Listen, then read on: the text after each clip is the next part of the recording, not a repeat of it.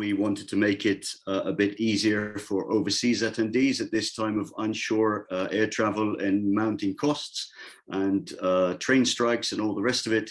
So for that reason, we are online this time, which, if I'm honest, is even more stressful than a regular conference because you have to rely on technology, and that's absolutely dreadful for me. So without further ado, we've got a full plan. We'll have two good sessions to start, then a short break, and then come back for 2 or 3 more sessions, and then say goodbye to everybody and stay in touch. So our first speaker is James Whetlor. James is the owner and the founder of Cabrito goat meat. James is a chef, an entrepreneur, and somebody who's decided to do something when he realized there was an issue with the goat industry. So without further ado, James, the floor is yours. Thank you. Great. Hello, everyone, and thanks for inviting me to do this. I think that, just following on from what you have said there, I don't think I was the only one that realized there was an issue here. I think everybody involved in goat dairy has acknowledged that this was a problem, and through no fault of their own, been unable to find a solution. And after doing this for nearly 10 years, the problem is that Britain has no cultural history of eating goat, so the product was really hard to sell. And obviously there are the cost implications because they're inside in the milk, as you guys all know. So, I mean, I don't lay the blame at anybody's feet individually that there was this problem. It's a collective societal problem, and we're all responsible for the food system we have. Therefore, it's not the farmer's fault, and it's not the butcher's fault, and it's not the consumer's fault, but it's a little bit of everybody's. Just so those are the major barriers that we kind of hit up against when we first started doing it, was the lack of cultural history of eating goat in the UK. And when I wrote the book, I did a lot of research into it. And I mean, it's because we've had sheep in the UK for 1,000 years, and that's been the backbone of our, we started exporting a lot of wool in the early Middle Ages, and that became the backbone of the economy. And obviously that meant that any smallholders or sort of peasant farmers swapped any goats they had for sheep, because the wool was the really valuable part of the animal at that time. And that kind of entrenched sheep into small ruminant farming in the UK in a way that it didn't more across the world. That is also to do with our ecology as well. Obviously, sheep survive much better in the, not only on the, you know, like the Welsh Hill sheep, like they survive well on there, but also like the lowland arable areas where you have the different breeds of sheep that can survive well outside in a way that we all know the goats can't. So there's a lot of barriers as to why goats haven't worked in the UK, not just from a dairy perspective, but also from a meat perspective. And I don't suggest that I had any great insight when it came to this, but what I did have, which I think is the reason why I was able to make the link between the prospective market and the farmers, was that chefing background, which showed me that there was a route to market via restaurants. And that's kind of how we started. And what it allowed us to do was to use restaurants as our PR. Basically, we would put the goat into some really top end restaurants, and then use that to be able to say, we should be eating more of this. And that's where we have, and again, I make no, this is not me being, you know, chippy or anything, but there are absolute concerns in the dairy industry about the way that Cabrito talked about what happened to the male billies, and I completely understand those concerns. And if I was in the opposite position, I would take the, you've got to be really careful about this messaging because we don't want this to be the dominant message that these billies are euthanized. But I was unable to talk about the good things that Cabrito wanted to do without addressing that elephant in the room. So it was a real balance. And I think at the beginning, we got it completely wrong. And I hold my hands up. And after conversations with Will and with Ed and with Phil, Will Frost and Phil Ormanrod and Ed Salt, we tempered the message a little bit because we didn't want to, you know, I worked for Hugh for a long time as a chef, and I was really bullish about it at the beginning, which I got wrong. And we tempered the message a little bit. And now I feel like, post the things I'm going to talk about in a moment, we can actually get rid of the message that these billies are euthanized, because we have created this market. We can actually say, you know, that was what used to happen. This is what happens now. Cabrito's been part of that change. It's not been all of it, because there are lots of other people selling goat meat now, which is brilliant. The more people there are, the better it is. I would rather be a medium-sized fish in a very big pond than a big fish in a very small one. So I think that the changes that we've seen, an individual, I don't work with all the farmers in the UK goat dairy industry, but so everybody has their own outlets a little bit now, which is fantastic. So we can now say this used to happen, and because of the way that the dairy industry itself has worked as a collective to try and change this, there have been big improvements, and the goal is all of the billy goats into the food industry. We're not quite there yet, but we are on the path towards it. So that's kind of introduction of where we are. But when I was thinking about what to talk about for this, I really didn't have any other thing. One thing has so dominated Cabrito for the last year, and I think it's quite an interesting thing for businesses. I mean, I don't know a huge amount about farming, but what I do know about farming, and my partner wrote her master's degree in anthropology on it, is that farmers are always looking for diversification. And diversification often requires funding. And what Cabrito's done in the last year with its crowd cube raise in order to build its cutting plant, I thought that might be interesting to give farmers some insight into how that equity crowd cube sale works, because some of you, I know that some of you have your own small dairy brands or your own cheese brands. You might be looking for expansion, build your own dairy production facilities.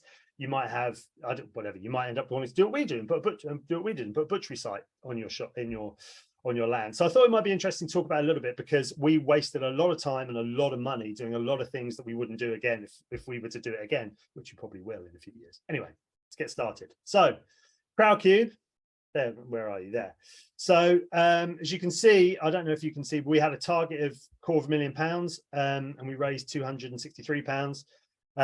Crowd cube, it's a long process to get onto crowd cube. It's all FSA financial standards overseen, so we had to jump through a lot of hoops in order to do it. The thing that we did is we did it really quickly, and we did it within about 9 months. And what we should have done is do it over almost 2 years. You have a private round and a public round. And the private round, the crowd cube tell you want to raise a third of it in your private round, you have a third of it in your private round, and then the rest in your public round. And what we did, because we pushed through so quickly, is we didn't do the private round. And what I would do in the future is say, right, okay, we're going to do a crowdfunder in January 2024. We need to start thinking about that now. And how are we going to do that starting now? We are going to go to all of our existing customers and we're going to talk to them. Like from Cabrito's point of view, what we would do is we would put a note, like a little postcard in all of our boxes, and say, we are looking to expand, do some crowdfunding, explain the reasons for the crowdfunding. And we put that into every single correspondence we have with every single customer for at least 6 months, and just say, register your interest. And we would get all those email addresses and those contact details, and we start building that database now for a raise that we were looking at doing in 18 months to 2 years. And the reason we would do that is because you need to have those conversations. Those conversations take months and months and months and months, and you cannot do enough prep work for this.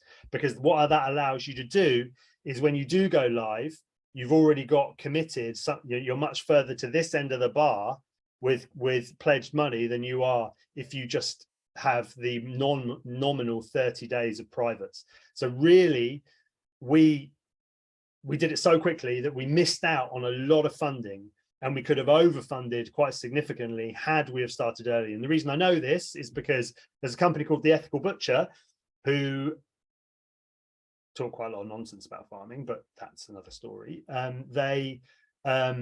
They significantly overfunded. I think they raised about £3 million with a target of about 750,000, and they took 2 years on their crowdfunder. So give yourselves more time, plan as long as you can, and just like the minute we finish doing our crowdfunder, the crowd cube guy says you need to start thinking about your next one, which is, you know, not what you need to hear when you're just decompressing. But anyway, so that's basically how it looks.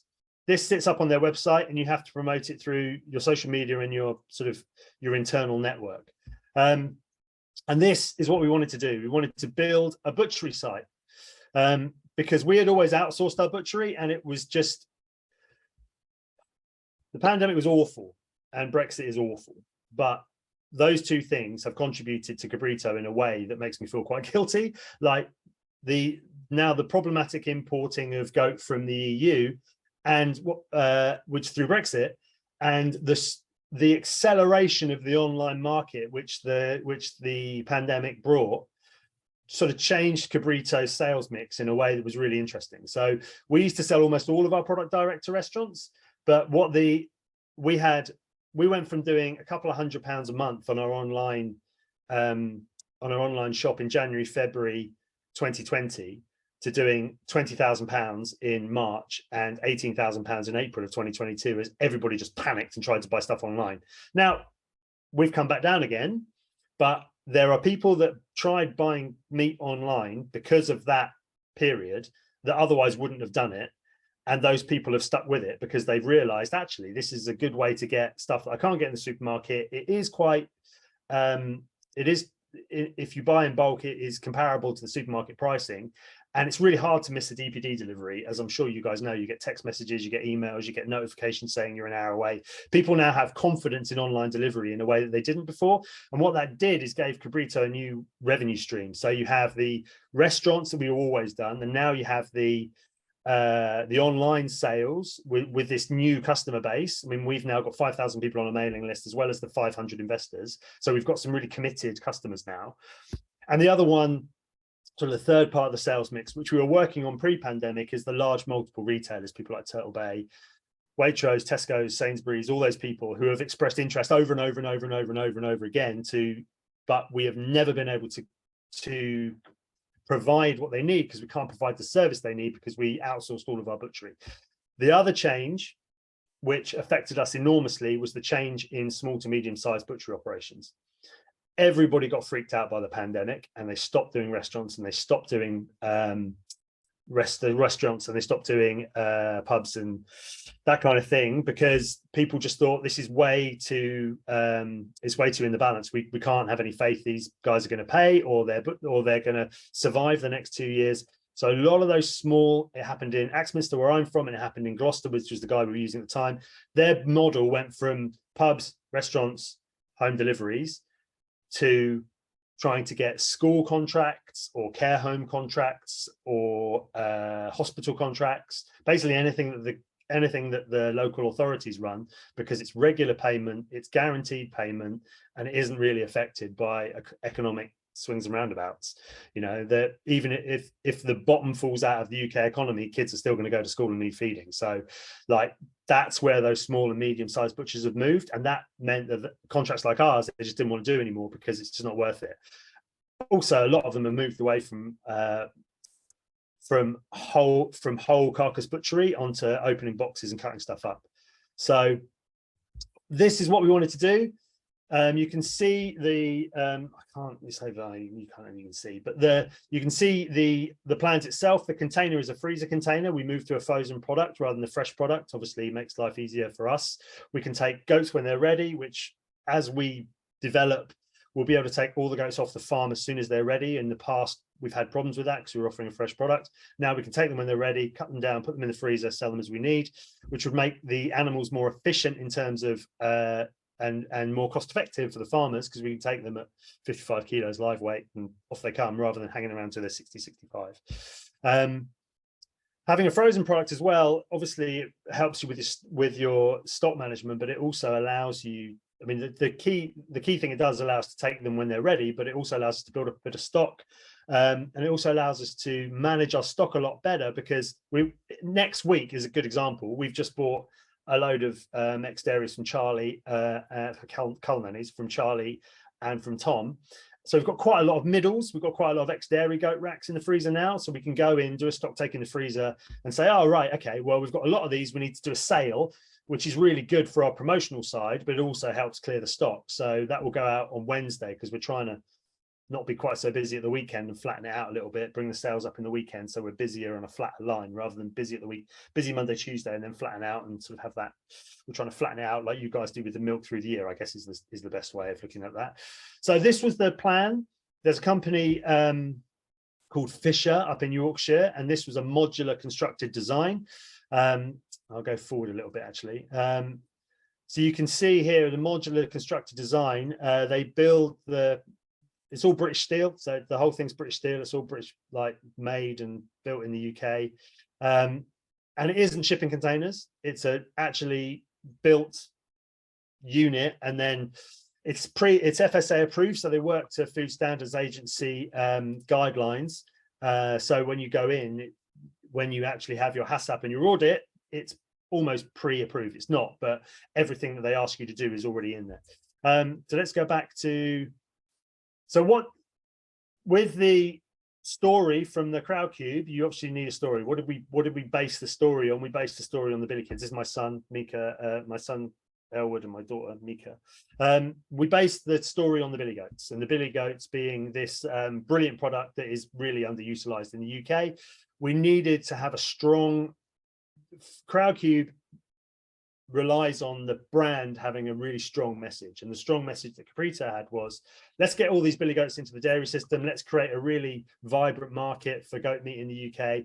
And then I outlined obviously the opportunities I just spoke to you about, those 3 pillars, and built it around this kind of niche, this niche business model, and our history of outsourcing on a butchery and needing to upgrade.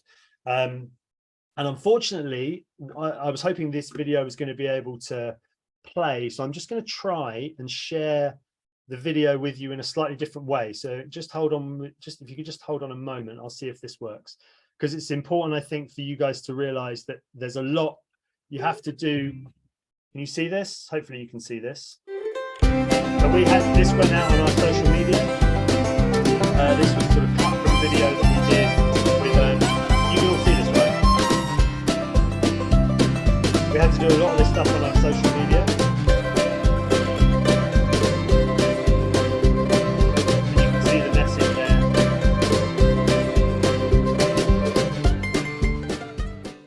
Hopefully you could see that okay. Right, how do I come back into where I was before? Screen share, go back to this, share, go back to the PowerPoint presentation.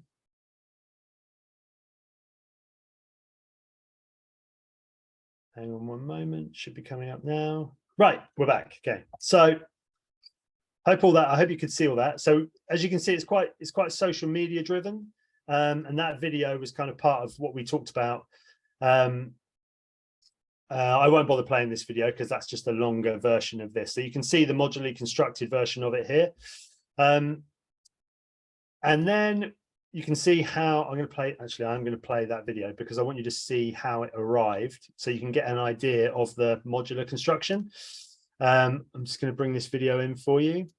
Again, there's no, which one is it? This one. So I'll play you this video and you'll be able to see what delivery day was like. You can't hear me talking because there's some copyright issues on it, but this is the unit you can see here. And here's the modular construction coming on the back of a lorry, driven all the way down from, so it was 2 units pushed together and they put it on the back of a crane and they slide it in. I measured it, so I was pretty confident it was going to fit, but then I saw it like that and thought, oh my God, is it actually going to fit? Or have I got this wrong? But they were able to slide it in. It's amazing, really, how they managed to do it. And it comes in, they put it in on skates, push it in. Both of them come in on the crane off the back of a lorry. And then you can see here the internals as they strip it away.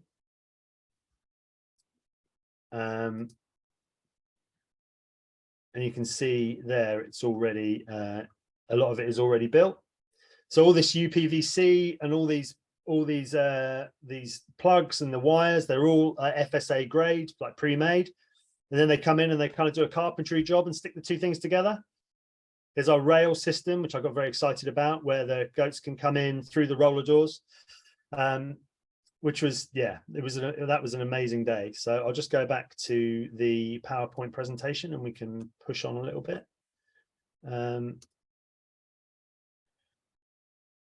So using the social media and the network that we built up, and the sort of building it to the plan, using the sort of goat story, we got to a point where it was delivered And it really is an amazing site. And when we had so this is the hygiene room, you have to come in, step over, no outside clothes. You can just see the bench at the bottom. There's no outside clothes or footwear beyond that bench. Step over, hand wash, protective gear, obviously dual sinks, hand sanitizers, knife rack. You've got a fly trap above. This is all FSA standard, comes with it.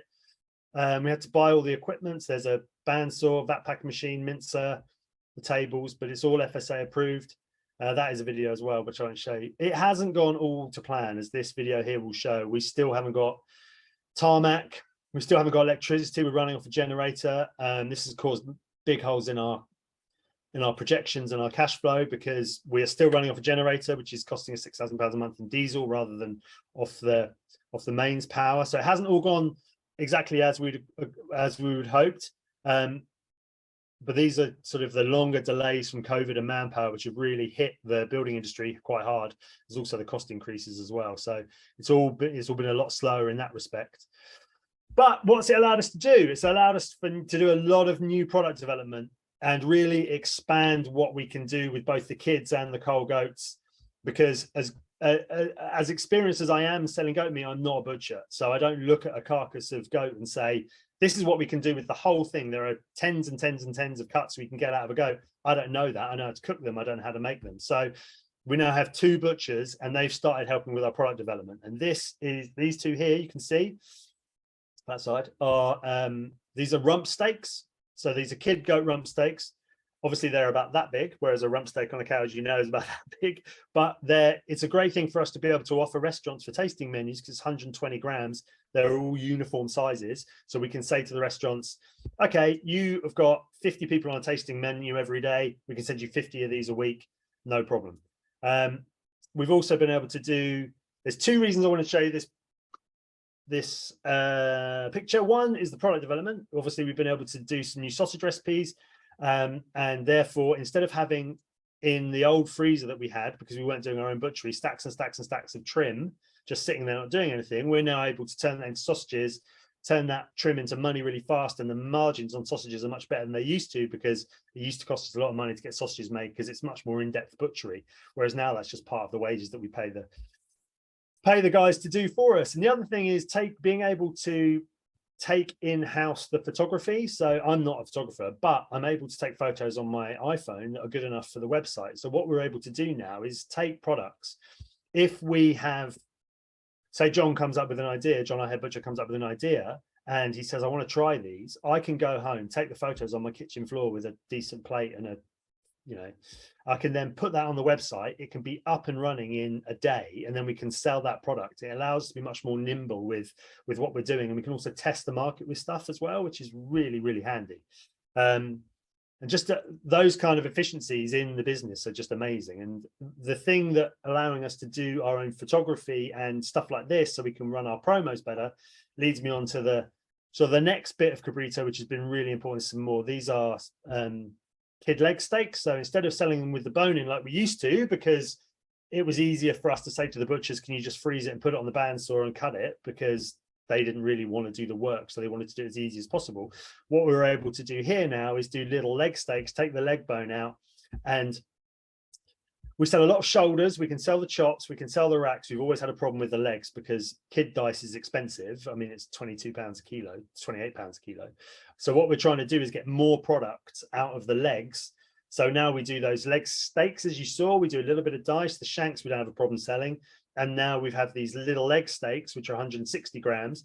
And I can go home, cook them, turn them into a little story on our social media, post a photo like that. We can also move them around the boxes as well a little bit. So we have a starter box, we can change what's in that starter box on the website really easily. And when we have a build-up of products like these, we can put the leg steaks in. Because we bought in-house the photography using my phone and my kitchen floor and a tea towel, we can move this stuff around really quickly. Previously, we'd never been able to do any of this, because I'd have been too busy going up packing boxes and doing butchery at midnight, which just didn't work. So moving on a little bit further, this is an example again of, this is the same product. This is the boned kid leg steaks. The the bone kid leg steaks we can also turn into schnitzel. So you basically just hit these out at the bottom of a saucepan and then bread them and deep fry them. And everybody loves stuff covered in breadcrumbs and deep fried. So when we're trying to sell the products now, we can respond much with more options and much quicker. And all this stuff does is generate, I mean, amazing, huh? Is generate social media. So this has been there's an awful picture of me, I'm really sorry. But we have focused very heavily on our social media, not only for the build and raising the money, but post build. So for the first time, we've outsourced our social media. I'm just going to show you this video back on the other stream, because I think it's important for you to see what we're doing now as regards our social media. So let me just play this. My friend Karen has finally written the book we've all been waiting for, The Hoppers Cookbook. To celebrate, we're running a competition, going to give away a free signed copy. For your chance to win, like the post, follow us, tag a friend. There's loads of amazing recipes. One of my faves, the barbecue Jaffna chops, but obviously I'm going to Cabrito it. I'm absolutely certain Karen won't mind. So yeah, I do have to behave like a bit of an idiot in those videos, as you can see, but that's just life, I suppose. But the reason I think that's important to see is because we are now able to, there's a couple of things. One, we're now able to do these collaborations with restaurants like Hoppers, and Hoppers has got 80,000 followers on Instagram, and that book is currently #2 in the Amazon charts, I think. We're able to do these sort of social media hookups, which as we've now had, we're this weekend we should go over 10,000 followers on Instagram.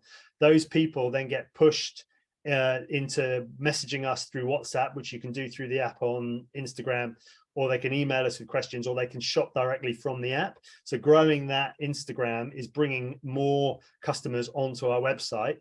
And obviously, to use one of Ed Salt's favorite phrases, the more people you have in the funnel, the more people you get through the funnel. So we're trying to get as many people into the funnel as possible. So that is a combination of us being able to outsource our social media to people that know what they're doing, so they can pick up on the algorithms. It's also to do with us being more nimble in terms of what we can sell, because we bought all of the sort of photography and butchery in-house. And this is our report from the company we've outsourced to, and this is great for us because what it allows us to do, which is revolutionary, is to actually see, because they keep I go back to this campaign here, we can follow this campaign to such a degree that we know how many people have clicked through to the website, and if those people have then clicked through to buy a product and what product they've bought. So we can then correlate all that information across all of our social media, and we can see which videos have the best response. And then when we decide what videos to do in the future, we do the ones that have the best response in terms of click through to buy. So at the moment, the most successful videos are the ones of me inside the I'll show you the most successful video we've had so far has been this one. I will just bring it up for you. Just one moment here. Again, I don't know if you'll be able to hear this, but hopefully you will. Here I am coming to you from the hanging room in our new factory to give you 4 reasons why you should be eating goat meat. 1, it's higher in iron than any other red or white meat. 2, it's lower in saturated fat and cholesterol than most other red and white meats. 3, it's got the same protein content as chicken. And 4, perhaps most importantly, it's absolutely delicious. So I will stop sharing that and go back to the PowerPoint. Just give me a moment. So I think that I don't know why the most popular video is me dressed in that protective gear. There's obviously some right perverts out there that enjoy that kind of thing. But I think the most important thing about that, one of the things about that video, which I think is pertinent to what I'd said earlier on, is we've changed the messaging around Cabrito. You can see in those 4 reasons why you should eat goat meat, I didn't mention that the billies are euthanized. What I talked about was how delicious it is, how popular it is, how good for you it is, and I can't remember what the other one was, but so the message of Cabrito is no longer around the euthanizing of the billies. The message of Cabrito is around, this is a UK product. It's really amazing. It tastes incredible. It's a really vibrant industry with loads of people doing loads of really cool things. You are really missing out by not eating it because the rest of the world knows what they're doing. So that's kind of the overview of Cabrito and the way that the business has changed enormously in the last couple of years. But no photo sums up Cabrito's last year better than that one, because I don't ever want to see anything that I've paid £150,000 for in the back of a crane ever again. And this face pretty much sums up what it's like doing crowdfunding, because you do not, if you miss it by 10 grand, you don't get anything and the whole thing falls on its ass. So I would not, if any of you would ever consider this for anything that you want to do, spread it out between as many people as you can and give very defined roles to each person. So each person has their own KPIs to a degree, but not just that, but they're splitting the stress between all of them, because this basically fell on me and my partner, and it's just too much weight for two people to carry. So put somebody on the managing the fundraising in terms of how we're tracking our progress, put somebody on the, you're talking to this group of people about investing, you're talking to this group of people about investing, put someone else on the planning side of it, like who is going to actually, like when we get the money, who's going to make sure that that project is on its way to completion. Like, try and spread the load as much as you can, because it's a lot of work and it's a lot of pressure. So that's it. I mean, we've had an amazing year. We've been trading for 1 month. Well, our first full month's trading was October, and I'm going to share this final screen with you so you can see. I don't know if I can drop that. Just give me a moment so you can see the first. I don't think I can do it. Let me see if I can just drop this. Right, let me drop it, see if I can get the file. No, I can't do it. What I was going to show you was a slide of our first month's sales online, and it was going to show that we doubled the sales we doubled the amount of online revenue created by the shop between now and this time last year. So that's in our first month's worth of sales. So we've done 50% more than we did this time last year, and the return on investment from the online investment is really positive. And obviously, the more social media we create, the more people that are buying online, the more that's going to drive the sales into the larger multiple retailers. So that is the end of my presentation. I don't know if they want me to take questions. I don't know if anyone can ask me any questions, but I'm happy to do that if you want me to.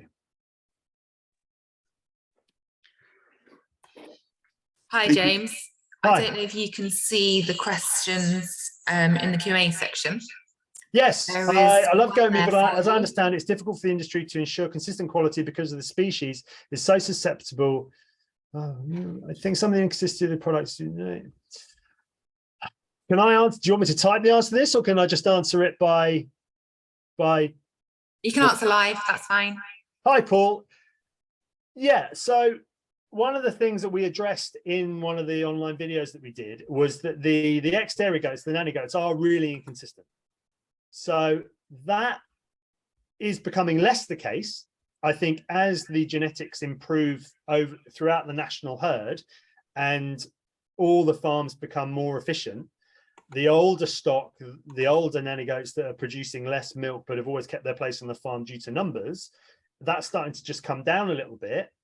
And the average weights of the cull nannies is starting to even out. I mean, when we first started, we used to get some 55, 60, and they are 50% fat, and it was a nightmare.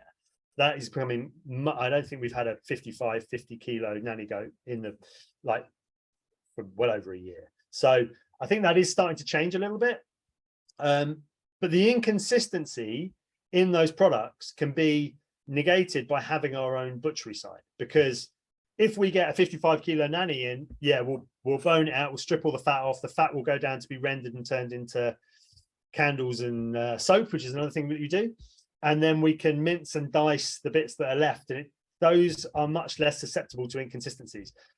Consistency on the kid side will come from us being able to will come now, I think, because we'll be able to take the kid goats when they're ready, rather than when we can take them, because we can bring them in, butcher them down and freeze them. So I'm hoping that the consistency from the product can be negated through what we've done.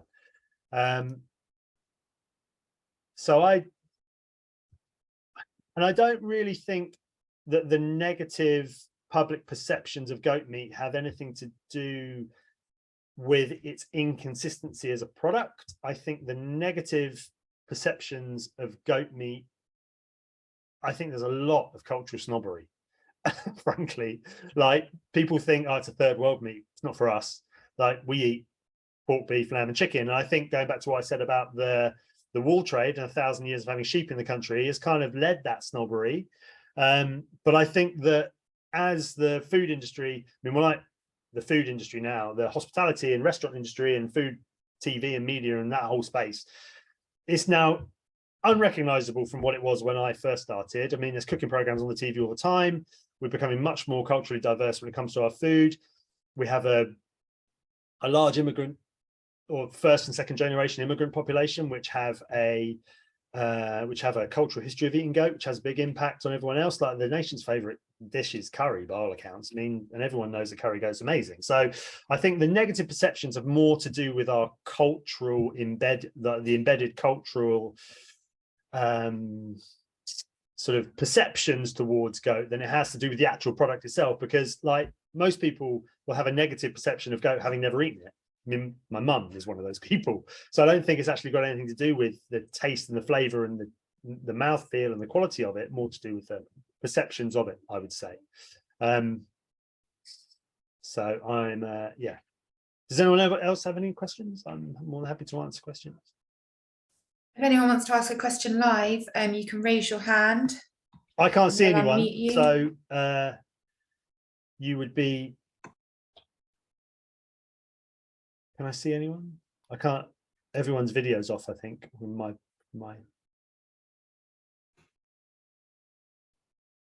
Okay, I can't see any further hand raisers. Okay. So, thank you very much, James. That was great. My pleasure. Could you actually see the videos when I put the videos up? Were you able to see them? Yeah. Great. Good. Because I couldn't get them to work inside the PowerPoint presentation because I don't know how to use PowerPoint. So, well, if anyone has any questions that they don't feel comfortable asking in a public forum, or if anybody's thinking about anyone has any questions about any of this stuff, then you'll find my email address on the website and you can happily find me an email. If anybody does feel like Crowdcube or crowdfunding in any way is for them, I would really urge them to have a conversation with someone that's done it beforehand first, because it cost to get the advice that I now know the answer to cost us £5,000 because we had to go to an agency to get it, and it was a total waste of money. So if anybody does feel this is for them, then I mean, I'm not an expert in it, but I would certainly suggest talking to someone that's done it in the past, because it would save you a lot of time and money. James, thank you very, very much. All I can say is that when the Crowdcube email arrived at my doorstep, I immediately latched onto it, and I'm one of the very, very small investors, but just because they all count, believe me, they all count. The ethical issues and just, you know, I think this is the way the industry should go. So I can't thank you enough for your very honest presentation about the pitfalls and the worries. And yeah, I think the one thing from trying to look at it from not my perspective and from the dairy perspective, and going back to what we said about the trepidation and fear about how you talk about the ethical perspective when it comes to these billy goats. I think the thing that I would like the dairy industry to take away from it is that people producing meat, me being the biggest gob of those people, I think the thing that they can take away from it now is that the message has changed forever. The message has changed from you need to be eating these things because otherwise they're going to get knocked on the head by these farmers, to look what the dairy industry is producing. It's producing these amazing dual purpose animals, and they're really healthy and delicious, and you should be eating them. So there is a real, I mean, I've always felt that Cabrito is a positive message. I understand why not everybody feels that way, because the victim of the negative publicity is the farmer, and that's not fair, but that's just how it was. I think that we have now turned the page on that ethical argument, saying, and now, as you can see from the videos that we're putting online, it's a positive message about how goat is UK farmed, sustainably farmed, really good for you, really tasty, globally popular. You should be eating this because if you don't, you're missing out, which is a very different argument from the goat dairy industry does this thing that nobody wants it to do. We need to change it. And I think that from a goat dairy point of view, that is that's a big change, and a really positive one, I hope. Well, you're definitely one of the main ones for us to thank for that shift in mindset and developing. Margie Grunsfeld is the one to thank. She's the one that got me involved. I mean, Margie is like one of the founder members of Cabrito without even being one of the founder members of Cabrito. So yeah, I'm not sure if she's here, but if she is, hi Margie, thank you very much for your support. There is another question that came in quickly. Yeah, go for it. If you can have what are your ambitions for the future? Would you want to expand the numbers of billies reared on farm, expand the butchery, and maybe sell through supermarkets? Well, yeah, I mean, I didn't put in the next plans because I thought I might run out of time, but we have a second brand called the New Meat Project, and we're going to do multi-species butchery starting at the end of November, and that will go out to the shareholders first and then the mailing list, and then in the new year we'll put it out nationally. The underpinning of Cabrito, the mission statement of Cabrito is all the dairy billies into the food industry. I don't care how it happens, and I don't care that it all goes through me. I just want all of the farmers to be producing all of the billies and getting them all on into people's supermarkets or farm shops or online as soon as possible. We've done a lot of development with Waitrose and Marks and Spencer's over the years. We were selling goats to Dovecote this time last year, and they were Dovecote supply Marks and Spencer's and Waitrose. But every time we get close, something changes and they don't want to do it anymore. But I just feel like we can't supply those larger retailers till we've been open 6 months, because we need the SAUSA certificate, which is the supermarket safe and legal certification, which is one under BRC, which allows smaller businesses like ours to supply larger multi-outlet retail sites. So we are currently doing product development with Fuller's Brewery. They've taken a load of products, burgers and sausages and some mince and some dice, and sort of maybe they'll do some koftas, or maybe they'll do burgers, or maybe they'll do sausages. I don't know. We're just working with them. So the ambition for Cabrito is put all the goat into the UK, all the UK produced goat into the UK food system, however we can. The big bazooka, obviously, would be Waitrose. I mean, if Waitrose came to us tomorrow and said, we want to put Waitrose, we want to put goat meat in all of our stores, we'd be like, you can't do that because there isn't enough goat. But they would be able to do it in 50 stores. So maybe there's a way in to do it that way. We've got quite far down the road with Turtle Bay. I don't know if any of you are aware of Turtle Bay. They've got 48 restaurants nationwide. Their primary protein, their major dish is curry goat. They have ambitions for that to be a UK product.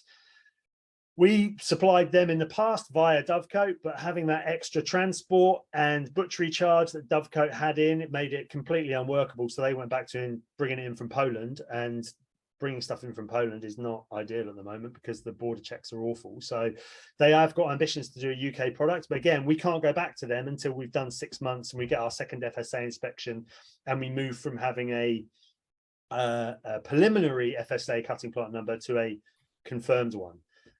So yeah, as I said to you about earlier on about planning our next crowd cube, yes, there is absolutely no doubt that Cabrito's ambition is to build, is to one day be a part of taking all the goats in the UK, both the ex-dairy goat, cull goats, and the kids, but also put a multi-species brand through the same unit, because we just want to keep growing that. And the beauty of that modular system is that I can phone John Fisher up and say, I need another 2 of those, come in and bolt them on the side. And he'll say, fine, no problem, I can do that. And so the modular system gives us the opportunity to grow just by essentially bolting another one on, making another butchery room, extending the fridge. So yeah, the ambitions for the new meat project and Cabrito are we will do as much as we can with them. And then the longer term, my own personal goal in all of this has always been get all the billy goats into the food system. My reason for becoming involved in the goat dairy in the first place was to try and fix this problem. And if in 5 years that problem looks like being fixed, I will happily sell the business and disappear off into the south of France with a glass of rosé and put my feet up. Thank you very, very much, James. Thanks a lot. We can't take any further questions. There was one more, but we, as James said, you can contact him through his website. His email is there. Thanks again. My pleasure. Have a good day, everyone. Bye-bye. Thank you. So we're going to move quickly to our next speaker. And our next speaker is Piet Vellema from the Netherlands. The list of accolades is too long for me to start mentioning them, and it would take us a long time. I will just say that Piet is a renowned international small ruminant specialist. He was for many years the head of the small ruminant services in the Netherlands.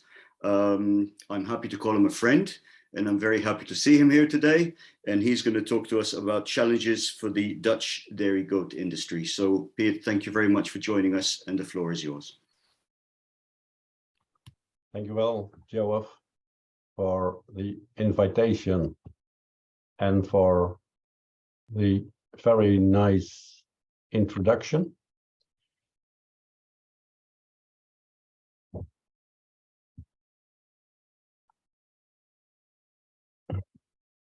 I'm going to say something about challenges of the Dutch dairy goat industry. I've been listening to James, and probably during my talk, I'm going to say something about the male goat kits in the Netherlands. And I think we nowadays produce more meat than we normally can sell. So that means that probably Cabrito and James and the Dutch dairy goat industry have some possibilities to work together. Probably James and I could come into contact, and Joaf is a wonderful diplomat. We have done quite a lot of things together, and maybe we should talk after this talk together with these possibilities. So the challenges of the Dutch dairy goat industry. Joaf already introduced me. Until the 1st of July, I worked at GD Animal Health in Deventer, the Netherlands. A few years before, I stopped being head of the department because I've slowed down a bit. We have been quite busy with the Q fever outbreak, and in that period I was member of the outbreak management team, and I'm still a member of the expert group Animal Diseases of the Ministry of Agriculture. What I'm going to present today is to give you a good idea of the challenges of the dairy goat industry. I start with a short history of goat farming in the Netherlands. Then I move on to the dairy goat industry, which is only a very young industry that started after the introduction of milk quota, the milk quota system in the dairy cattle industry. And then I move on to the challenges, and I mention CIE, CLE, INR, and then milk kits, probably a link with Cabrito, copper accumulation and intoxication. I move on to the economy, and I will finally end up with a number of political problems having to do with kid mortality, nitrogen, and VGO, veehouderij, gezondheid, en omwonenden, and I'm going to explain to you that later. If you look at the number of goats we have now in the Netherlands, they are larger than the numbers have been. But at the end of the 19th century, we had about 125,000 goats, and they were mainly kept in very small numbers in family to supply these families with milk, meat, and skins. So at the end of the 19th century, 125,000, and that rose 2-3 decades later to 300,000 goats. And this rise in numbers in that period was accompanied by interest for the goat, not only as a supplier of milk and meat, but only as a goat for hobby, kept for breeding purposes and inspection purposes. And in that period, there was an active breeding of the Dutch landrace. I'm going to show you some pictures later on what the Dutch landrace is. But the active breeding program meant an improvement of that multicolored breed by importing Saanen, white goats from Switzerland in the first 2 decades of the last century. And this active breeding ultimately resulted in what we nowadays call the Dutch white goat. On most of the dairy goat farms in the Netherlands, there are only Dutch white goats. But in the same period, we also imported some Toggenburgers to improve the Dutch Toggenburger. And there are still a few farms in the Netherlands, even in dairy goat farms, where we have Toggenburgers. So we try to improve the Dutch landrace, and at the same time the interest in the Dutch landrace declined, and in the 60s there were only a very few left. In that period we realized that these rare breeds have a very important function, and due to targeted breeding we nowadays have a few thousand of them again walking around in the Netherlands. These are a few pictures of that Dutch landrace. They are multicolored. The male have beautiful horns. They are in size quite different. And in a few places in the Netherlands, you can see very large flocks of people having them for a hobby. What I tried to say at the start is the dairy goat industry started in 1984, the year where there was the start of the milk quota system for the dairy cattle industry. But thinking back to the numbers I just mentioned, 125,000 and 100 years ago, 300,000 of goats. In the beginning of the 1980s, there were only very low numbers of goats left. And you see at the right what the different colors mean.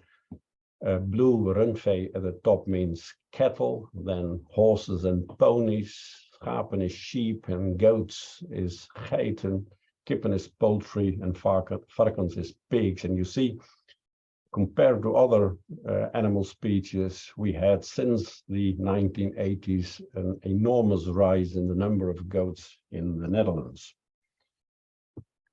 So the dairy goat industry started in 1984. Because we had that low numbers, we imported quite a lot of goats from France. And as you know, if you buy animals or import animals, you not only get these animals, but also you get the diseases they carry with them. And that's also what happened with the introduction of goats from France. In the first 15 years of the start of the dairy goat industry, it was economically very, very tough. And we look back at the situation at the end of the 90s, and from the starters then 75% of them had gone bankrupt. Thereafter a change occurred. The industry formed itself. The processing of milk from those farms became more professional. And after that period, the dairy goat industry was economically very successful. But if you look at even at numbers of animals at the end of the 90s, the average number of adult goats on those dairy goat farms was about 200. And in 2020, and I come to the calculations later on, back to you, in 2020, the average number of dairy goats on the 400 professional dairy goat farms was around 1,400. So that's about the same average we have also in 2022, but there are big differences between those dairy goat farms. I think the largest dairy goat farm in the Netherlands at this moment is around 11,000, and there are quite a lot of farms that keep around 5,000 animals.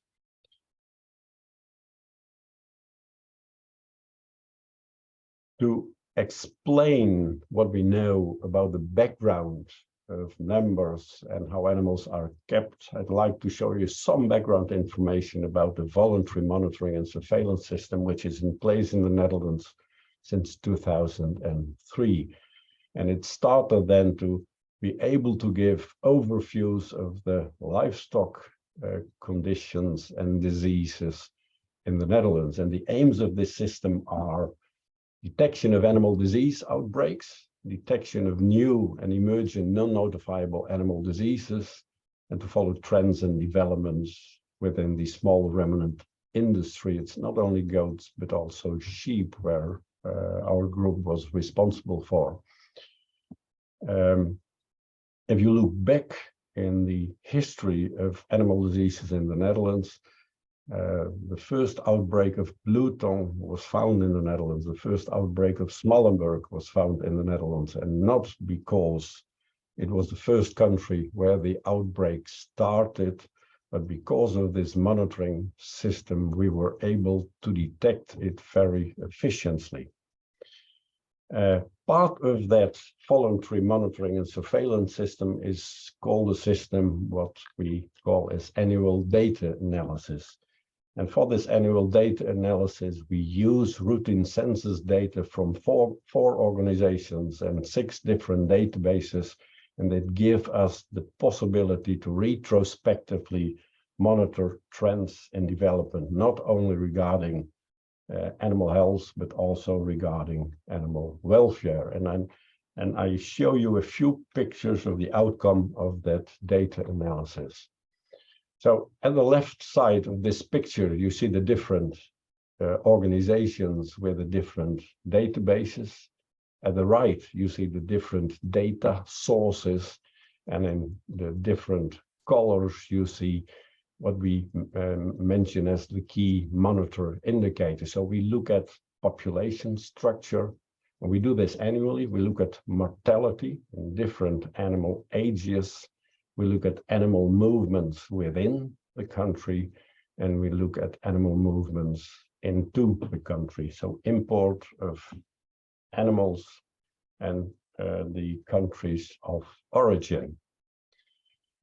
So I already mentioned in 2020, we had an average of 670,000 goats. They were kept on 14,730 locations. And we saw a small increase in the number of goats compared to 2019. Of those 14,730, what we call UHIs, unique herd identifications, most of them are hobby farms, keeping still very low numbers of animals. And then we have had in 2020 512 professional goat farms, meaning goat farms that keep more than 32 goats. And of these 512 farms, 200 were professional dairy goat farms. And the average herd size of those 400 professional dairy goat farms was around 1,400. If you then look on the left, the professional dairy goat farms, so the 512 with more than 32 goats on the left, and on the right, the average herd size for the small scale goat farms, you see that number on those farms is about 3-4, and it differs. In blue, you see the main number, and in red, the median number. So it differs in the different quarters of the year because of birth and selling, etc., with a big difference between farms in that period. If you look at the area where goats are kept, the left is an indication where goats are kept in the Netherlands, meaning the darker blue an area, the more goats are kept. And the next picture is again that 512 farms where goats are kept professionally. And what you see then is the more dairy goat farms are kept in the southern and eastern part of the country. And it's quite different from the small-scale goat farms. They're kept all over the Netherlands, except in the big cities in the western part of the country. If you then look, and that's also a interest for the farmer, but also for politicians, where increasingly is interest for animal mortality. And we look at goat mortality per 3 months, so per quarter. And what you see then is the difference in professional goat farms at 1,200, the dairy goat farms at 400, and the small scale 14,000. What you see, the differences are not as big as expected. Now, the average, at least, you see quite a difference between the median goat mortality. And what you also see from those figures, starting in 2016 to 2020, there seems to be a small decrease in average mortality in time. So offering figures to the industry seems to help reduce mortality. And if you look at the number of quarterly collected goats in the Netherlands, we have a situation that every dead farm animal is collected by a rendering organization called Rendak. And in this data analysis, also the Rendak data are a source for us to do an analysis. And if you look back, you see the same trend in collected goats by Rendak as I've shown you in the picture before. If you then look at average mortality rates in relation to herd size, you see quite big differences. On the bottom, you see the dark blue one is 1 to 10 goats. The dotted green is 32 to 200. In between, the red one, 11 to 31, and the orange one are the professional ones, and most of them are dairy goat farms. So you see between those farms quite differences in average mortality per quarter of a year from 2016 to 2020. Then a few pictures about how those dairy goats are kept. By far, the most of those farms are normal farms. We do not have a lot of organic farms. We think about 15% of them are organic, and these organic farms are on average quite smaller than the non-organic ones. They're kept this way, and I show you a few pictures of a few different farms where you get an impression of how this farming looks like. And you can make, if you like making photographs, you can make very nice pictures on those farms. So this is another farm where you have different separate parts in the stable, quite often also fed in a different way. And you see quite a lot of animals per square meter. Quite professional milk parlors, and there are very many different ones. Another picture of another farm. Most of these farms, depending on the area where the goats are kept, the more to the south of the Netherlands you come, the more grain is added to the feeding, and the more you go to the north, is grass silage as the basis of the feeding system. And then depending on how farmers want to farm, quite a big difference in the amount and source of concentrates. And here again, another parlor, and these rotors you see quite a lot nowadays in the Netherlands, where somewhere between 100 and 200 goats per round can be milked. So that is a bit the background of the industry from a century ago, from 125,000 to 300,000, then a reduction to a very low number of animals, and then since 1984, development of quite large farms where after a difficult start, quite a lot of good business is going on. Nowadays, there are a few challenges. I'm going to say something about CAE. What you see on farms where large numbers of animals are kept, this virus can go around very, very quickly, and that is not what you expect with a lentivirus. CL, most of the dairy goat farms are CL accredited, but since the 1st of July 2022, participation in a CL accreditation scheme is mandatory to be able to deliver milk. And then the discussion about milk kits. I come to that later on when I say something about identification and registration, how the mortality is followed in time. But at this moment, it is so that a dairy goat farmer is responsible for his male goat kits until at least the age of 3 weeks old, even in a situation where animals have been sold. And in 1 or 2 years, it will be obliged that billy goat kids, male kids, have to stay on the farm until slaughter weight, and they have to be reared then. Then I'm going to give you some background information about copper accumulation and intoxication, the problems we didn't have a few years ago. Then I come to the economy of dairy goat farms with the rise in prices we all recognized, and I end up with a number of political problems. So CAE, everyone involved in goat farming and dairy goat farming knows this problem. The big knees, we don't see them very often anymore because quite a lot of goat farms are accredited, but they still are there. It's a lentivirus progressive disease, can have neurological signs. We don't see them quite often. What we mainly see is arthritic problems, big knees. But the main problem is severe impact on animal welfare and economic consequences.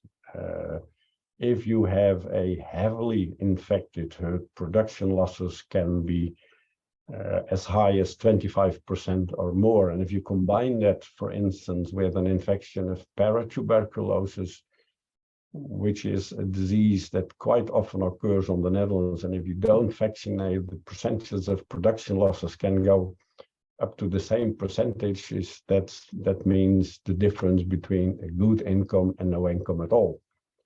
Causal agent is a small ruminant lentivirus. I already mentioned that quite a lot of dairy goat farms have their herds accredited. I think about 75% of that, so that 100 of them don't have an official accreditation. And we used to retest these herds every 2 years, like in most of the schemes that are run for sheep and goats. But I think 4 or 5 years ago, we changed it and now retest those herds every year using an antibody ELISA. And if necessary, we use a confirmatory test in case we find seropositivity in the ELISA. What I already mentioned, surveillance now is carried out yearly. Testing on accredited farms, animals of 12 months old. And we use a sample size like every organization involved in this kind of programs, allowing a 2% actual infected animals with a confidence interval of 95%.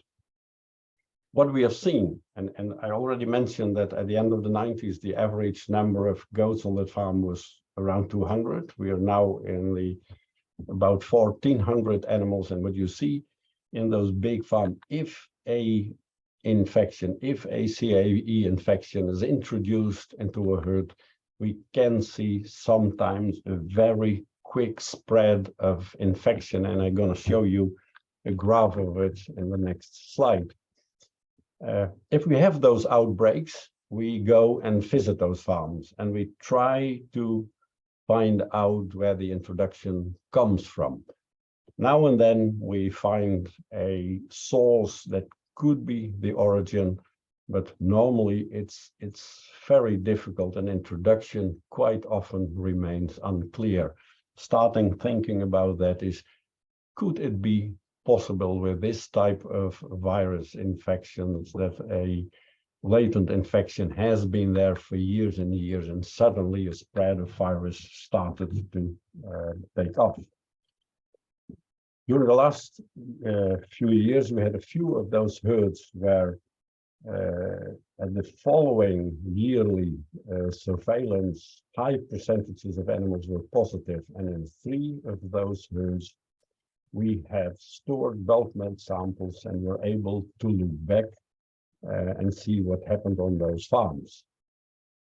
I mentioned those 3 farms where we had the information of, and after being accredited for many years and a zero-negative test results the year before, in those 3 herds, we found at the next surveillance testing 28, 90, and 70% of the tested animals positive.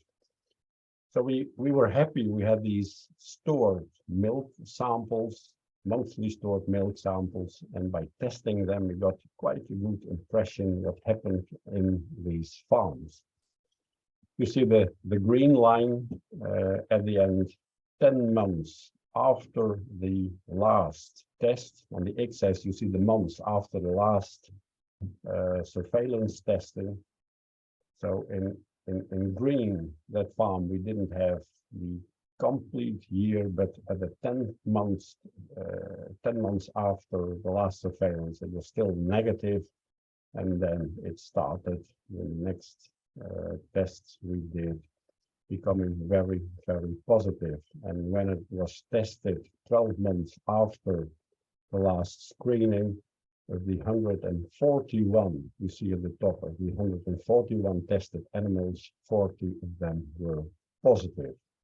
The second one in blue was a herd where a year before 150 animals were tested, all of them were negative, and at the next test 140 or 145 were positive. And you see, if you look at the graph in blue, around 7 months after the last testing, you see a sudden rise in seroconversion, and the higher the titer, the more animals are seropositive. And the last one, the orange one, testing 141 animals, none of them positive. And when they were retested a year later, 103 of 141 were positive. So in these cases, and we have had more of these, Cape arthritis encephalitis virus doesn't seem to behave as a lentivirus. And we still do not know exactly the background of these developments. So that's one of the challenges. In the beginning of this century, we always calculated for a dairy goat farm that wanted to participate in this scheme that if the starting seroprevalences on these herds were 15% or higher, we didn't advise people to become accredited by testing and culling because it was too expensive or not realizable at all. But if you look nowadays at the larger dairy goat farms, we have gone down with the seroprevalence and now advise farmers where the starting seroprevalence of 10% and higher not to test and cull, because we think that's not a realistic option to become accredited. And for these farms, only 2 ways to become accredited remain, and possibly combinations of these. Just cull all these animals and replace them by CAV, accredited animals, or motherless rearing. There are pros and cons for both these methods, and in talkings after farm visits, we try to explain these pros and cons for farmer and local veterinarian, and we let the farmer choose. And in these farms where we had the experience that accredited farms became CA positive with high percentage of positive animals, the cost for these farms to become accredited again were very, very high. It's a few €100,000 per farm, and the biggest farm we had did replace their animals and did pay around €101.5 million. Then CLA. Everyone knows its caseous lymphadenitis. We think we didn't have it until the 1980s. It's a disease caused by Ringbacterium cytotuberculosis. We see it in sheep and goats. We think we didn't have it before 1984. It's an economically not very important disease. It's not comparable in this situation with, for instance, CAE. But if you look at the image of the dairy goat industry, we think it's an infection you do not want to have on a dairy goat farm. And that's why we think that the absence of CLE is positive for the image and thus for the economy of the dairy goat industry. I think around 80% of the Dutch goat farmers are CLE accredited, and there is something going on because the milking industry has, since the 1st of July, mandatory participation of CLE accreditation schemes, because they want, because of what I try to explain, that the absence is positive for the image and thus for the economy. The dairy industry doesn't want milk to be processed from CLE infected dairy goat farms anymore. I think that's a positive development. The negative part of it is that for the non-accredited goat farms, it is quite expensive to start. They have to test quite high numbers of animals. They have to test them at least twice to become accredited if they don't have problems. And in the situation where we are now in, with higher prices, I come to that later, it's a situation which makes it for those that are not accredited a bit difficult at this moment. INR. We have a system of identification and registration since the 90s. Since 2010, sheep and goats in the Netherlands are ear tagged with electronic ear marks, and they have to be registered in a central database. Until now, the situation is like this, that sheep and goats have to be registered within 6 months after birth. And if they leave the farm of origin earlier, they have to be registered, ear tagged and registered before they leave the farm of origin. Because there is a tendency to look closer to what's happening on dairy goat farms from the 1st of November 2020, dairy goat farmers are obliged to register their kids within 7 days of birth. They have to register if it's our male or female kids, and they have also to register the number of stillborn kids.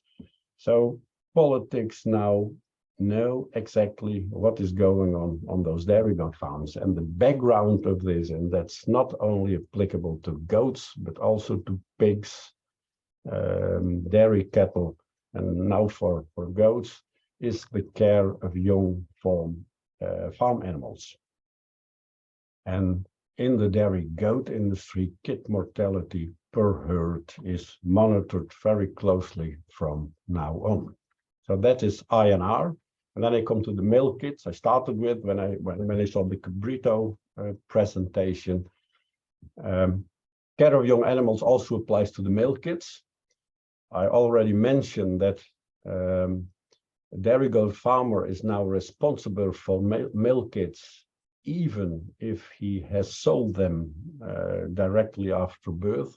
He stays responsible until they are at least 3 weeks of age. But in the near future, and that's a combined pressure by the milk processing industry and the government, every dairy goat farmer in the Netherlands has to rear his male animals until they are slaughtered. And in the period we are now in, it's quite difficult because of the situation where we have what we call, I come to that later, goat stops in quite a lot of provinces that are not allowed to build barns. And on the other hand, we are not able to sell all those meat now in the Netherlands. And then the initiatives of Cabrito is wonderful to hear also that probably Dutch and UK organizations can combine powers. So because of the situation where farmers in some provinces are not allowed to build stables, there comes a pressure on the number of animals being milked per farm. Copper accumulation. Until a few years ago, we had almost never heard about copper intoxication in goats. When a few years ago, in 1 month on one dairy goat farm, 25 of those young animals died within a month, showing clinical signs of jaundice. We found copper poisoning with an average copper concentration of 1100 ppm, milligrams per kilogram dry matter. What we use now as an indication of what is going on, we use liver copper contents of 75% as what we like to see at least in healthy goats. If you see values about 500, we know that can cause liver damage, and values about 800 ppm are an indication of copper overload, and as soon as stress appears, these animals can die of copper intoxication. What we found then is in milk replacements for dairy goat kits, copper concentrations are very different, going from 0 to 12 ppm copper per kilogram of dry matter milk replacer. And we have asked the industry where the differences come from. Normally, around 2 ppm was the normal situation. And what we think has happened is that one of the producers raised this 2 to 3 ppm and using that as a positive selling point. And we think what happened is that other producers still went on, and what we nowadays see is as high concentration as 12 ppm copper. And if you then you look at what's happening if you feed dairy goat kits with milk replacer, and I've a calculation example where 9 ppm of copper in milk replacer is used as an example. If you say such a kit until weaning consumes about 15 kilogram of milk replacer powder, then this kit takes in around 135 milligram of copper. And what you see in young kits, absorption percentages range for copper between 60 and 90%. And if you in this calculation take 80% absorption, that means that 108 milligram of copper enters that animal. And the total liver dry matter weight of these goat kits around weaning are around 150 gram. And this kit with 15 kilogram of milk replacer containing 9 ppm of copper ends up with a liver copper concentration of 900 ppm. Only from the milk replacer as a source without knowing the copper concentration at birth. And what we see, if we find these things on these dairy goat farms, the kid rearing process, we quite often don't see animals dying from copper intoxication. What you see during the period around weaning and later on, you have an impression that the animals have a reduced resistance. We see more cases of pneumonia, we see more cases of arthritis, and we see quite often cases of osteomyelitis, a disease almost never described in goats or in sheep. But since we found this copper storage on dairy goat farms, we see it quite often. And at normal postmortems, you don't find it. You have to saw the long legs, the long bones, and do microscopy of them to find a diagnosis. Economy. I've told you the first 15 years of the dairy goat industry were economically very severe. After that, the dairy goat industry was financially very healthy, except in the period during the Q fever outbreak, where we had a lot of problems. Since early 2022, there are problems because you don't see a rise in prices, but we have seen a very big rises in prices for energy and concentrates. And I did describe you the difference between the north and the south. The way of feeding is different from farm to farm. The amount of concentrates used is different from farm to farm. So that means the margins are also quite different. But we think that between 5 and 10 cents per kilogram of produced milk, the cost price has increased, while the revenues are exactly the same as a year ago. So that means income in the industry is therefore under pressure. And in some farms, it's more under pressure than 10 euro cents I mentioned. Mortality, we have had a discussion. But also the government looks especially at mortality in young farming animals. And the situation in dairy goat farms is very closely monitored since 1.5 years back. Then political challenges, nitrogen. Situation of nitrogen in the Netherlands is very complex, not only for the dairy industry, but also for pigs, poultry, and dairy cattle. There are aims in reducing nitrogen emissions, but some political parties do not really aim at reducing nitrogen reduction, but aim at reducing the total farm animal population in the Netherlands with at least 30 and some say 50%. What the consequences are for the dairy goat industry is not totally clear at this moment, but that something will happen is clear for us at this moment, and we are going to wait what the next 1-2 years will bring. Then, to end with VGO, is a abbreviation of veehouderij of gezondheid, om wonen, livestock health of local residents. It's a discussion in the Netherlands since 2009, where a research group tries to prove that living within an area with a radius of 10 kilometers from a dairy goat farm should be unhealthy and increases, for instance, the risk of contracting pneumonia. Quite a lot of discussions have been going on, and because of the so-called precautionary principle, more than half of the provinces in the Netherlands have implemented what we call a goat stop, aiming at preventing further expansion of the dairy goat farm. That means that in those provinces, farmers are not allowed to improve their buildings, or not allowed to build more barns or whatsoever.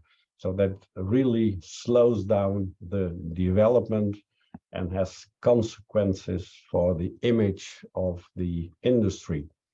And we think it will last at least until 2025, when new research outcomes are expected. And we have looked at this research. We think that quite a lot of the presented outcomes are not statistically well. There are a lot of things I could talk about for more than an hour, but I do not do it here. But the consequences for the dairy goat farming industry are quite big at this moment. So after starting with a description of goat farming and the start of the dairy goat industry since 1984, I've tried to mention a few challenges like CAE, CLA, INR, and the consequences for male kids and the monitoring of mortality of kids. The disease we are looking at, namely copper accumulation and intoxication, economy under pressure, and some political problems in kid mortality, nitrogen, and VGO. And I would like to thank you for your attention.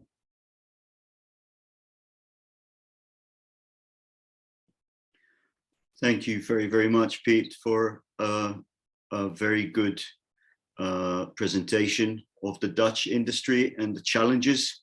I don't know if it's comforting to know that we're all facing a lot of problems, or whether I just feel, sad that some things are probably a real challenge, and sometimes some challenges are potentially perceived by public perception or science that is not always accurate. Looking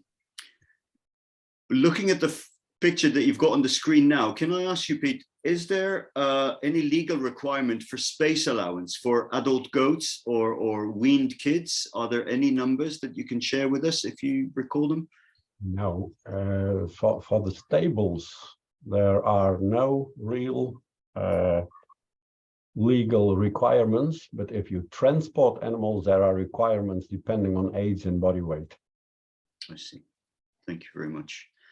Are there any other questions? There are some.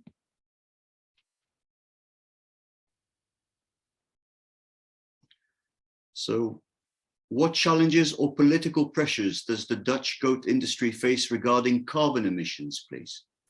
Yeah, carbon emission is not a real issue. Nitrogen is daily on the political agenda. And of course, if you look at the country, we look at carbon, not especially for the dairy goat industry. And nitrogen is not especially looked for the dairy goat industry, but the dairy cattle industry, the goat industry, and the pig industry, of the poultry and pigs and goats. That's a discussion where we do not know where it ends. And it has to mean with what we call Nature 2000 areas, where nitrogen deposition should be lowered as soon as possible. And that's the problem.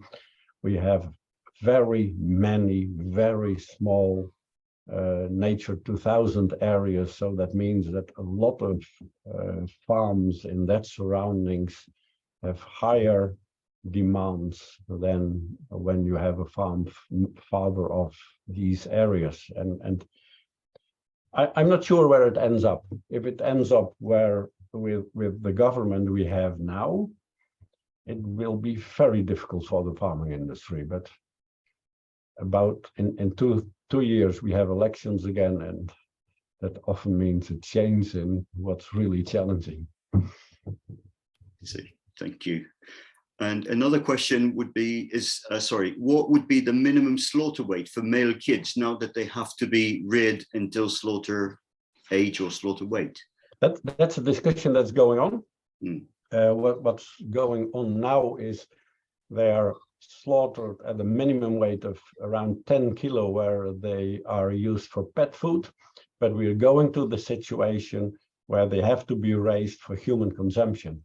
And what minimum weight would be asked then, I'm not sure about.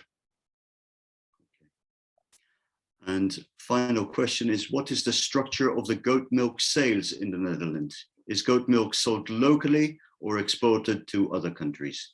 And does that have anything to do with the spread of the farms closer to other European countries and cross-border movements?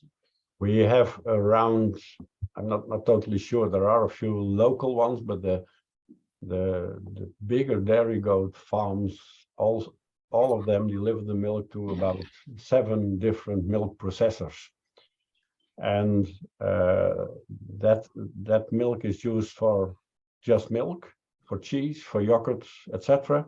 But a large part of it, at least 25%, is used for baby feeding, for baby food. And that is exported to all over the world.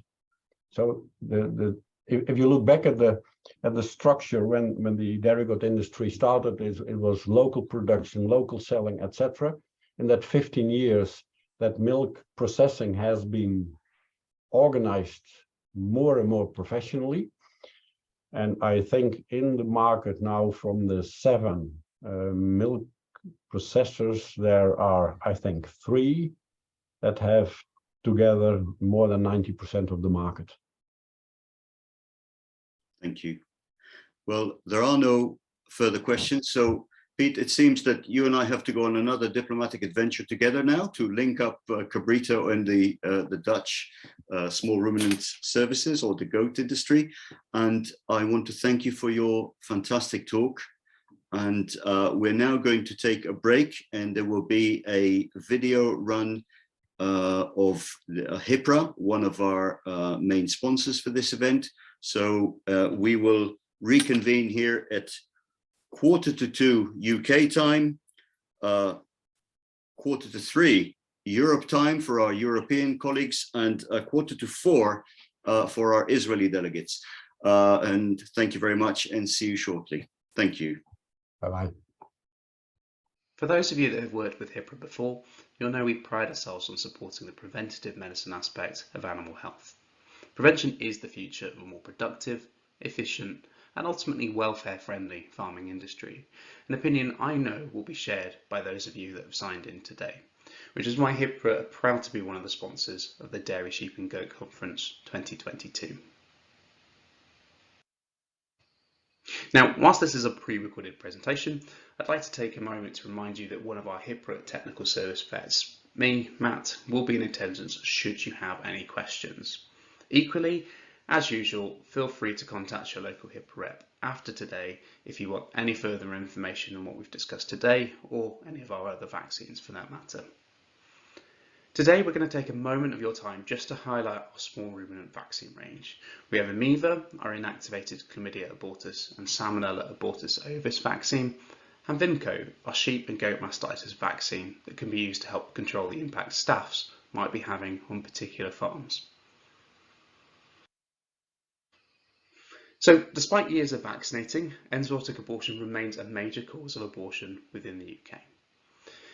The first thing I should highlight, something you may have already picked up on within our literature, is that whilst this is marketed as a chlamydia and salmonella abortion vaccine, the strain of salmonella covered by vaccination is abortus ovis, and this isn't something we currently seem to find in the UK. Instead, it's a much bigger issue in other parts of Europe. But what we do have is a very effective inactivated chlamydia vaccine, the only inactivated vaccine available in the UK. Because it's inactivated, we do need to administer a 2-dose startup, followed by annual revaccination. But that inactivation does give us a little bit more flexibility in terms of the timings and when we can choose to use it. Because it's inactivated, we can demonstrate safety and efficacy during both lactation and pregnancy up to the last month of gestation. So should we, for example, need to treat animals that have already been served, maybe they were missed in terms of vaccination, maybe their status was simply unknown because they were purchased after they were already in lamb, we have that option available to us. The inactivation process doesn't compromise vaccine performance either, and this is just an example of some of the material that we have highlighting the reduction of abortions, but also the subsequent control of pathogen shedding. Now, of course, today's few slides were never meant to be a masterclass on abortion control in small ruminants, but hopefully this has been a useful reminder on how and when Inmeva might be a useful addition to your enzootic abortion control. An even bigger challenge is to try and talk about small ruminant mastitis control within just a few slides. But again, this is just here as a reminder as to where Vimco could play a role on farm. The incidence of clinical mastitis is variable, but usually sits around 5 to 7% per year. The trouble is, for every clinical case picked up, we're likely to see more extensive subclinical case levels on farm, and in fact subclinical infections have been reported to affect up to 50% of a flock. Now, we can't afford to underestimate the impact these cases can have, and that's a hard discussion to have on farm. But due to the elevated somatic cell count, subclinical mastitis has been shown to result in reduced milk quality and quantity. In fact, up to about a 15% reduction in milk volume. In a commercial meat flock, as I say, we have to try and rely on lamb growth rates to highlight this, and it can be quite challenging. But within the dairy sector, where hopefully we've got more cell count and information and ability to monitor things, these differences might be more noticeable. Thankfully, our ability to investigate and control mastitis in small ruminant dairy setups, as well as the economic results of doing so, should promote valuable discussion. We've got a great deal more data available for us to interpret, whether that's on its own or in conjunction with pathogen culture results, but ultimately we're trying to pattern spot, trying to identify key changes that would make the biggest difference. And really that's feeding into creating a control plan tailored and specific to that farm. Once we've got that thought process engaged, we can come back and ask the question, could Vimco be used to help further that mastitis control? It's important that we kind of highlight that this is an addition to mastitis control, not a substitution, and we do exactly the same thing when we're talking about our dairy cow mastitis vaccination range. But for the right farm, it can really help turn the tides of mastitis control. This is, of course, so long as the pathogen profile fits, and we would always advise, always encourage getting some up-to-date cultures just to make sure that Vimco is going to be a worthwhile investment. So when we consider pathogen involvement in both goat and sheep, staffs typically account for about 60% of clinical cases and more than 70% of subclinical cases. Of course, not the only pathogen involved, that's why we would always advise checking. What staffs? Well, staph aureus predominantly when we're considering clinical cases, but then we're looking more towards our coagulase negative staffs when we're thinking about those more abundant subclinical cases. Now these kind of results do seem to be reflected in the farms we've worked with, though I think we should all be encouraging more frequent milk sample submissions to try and help improve the reliability of this kind of data within the UK. So finally, how could Vimco help on farm? Well, alongside other aspects of mastitis control, we can help bring down the number of subclinical cases. Fewer adhesions, reduced somatic cell counts will in turn help lessen the impact these subclinical cases can have on milk production performance. We'd hope to see a 50% reduction in clinical cases and a subsequent reduction in the number of deaths and replacements needed to maintain the population. And of course, when we're all trying to reduce the amount of antibiotics being used unnecessarily, vaccination can help bring that antibiotic usage down by 30%. So vaccinating a farm with Vimco is certainly an investment, but when we start looking at some of these features, it's an investment that can really help pay off in terms of mastitis control and return of investment. On-label vaccination does require 2 doses at the end of gestation to maximise protection at what is often considered the higher risk early stages of lactation. So we're looking at timing doses pre-lambing, first being 5 weeks pre-lambing, the second 3 weeks later or 2 weeks pre-lambing. And this should be repeated each subsequent lactation, though of course we're happy to discuss any dosing or protocol queries you might have to get the right fit for each farm.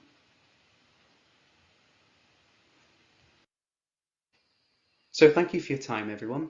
As I said, I am in attendance today should you have any further questions. Equally, you know where your HIPRA reps are. We're always happy to help.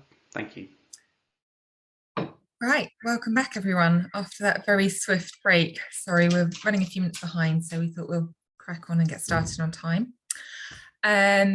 So our next speaker is Phillipa Page. Phillipa is a farm vet in Gloucestershire. She is one half of the sheep consultancy group Flock Health Limited, and she is also a sheep farmer herself. Phillipa is going to talk to us today about tackling lameness in our small ruminant dairy systems.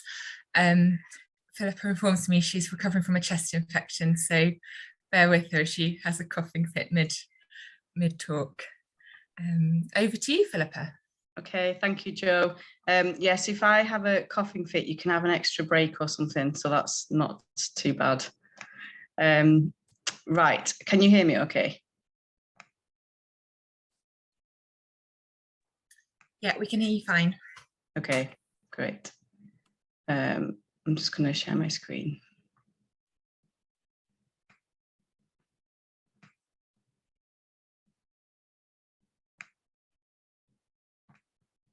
Okay, right, thank you everybody, and thank you for inviting me to speak today at your conference. That's a great honour, so thank you.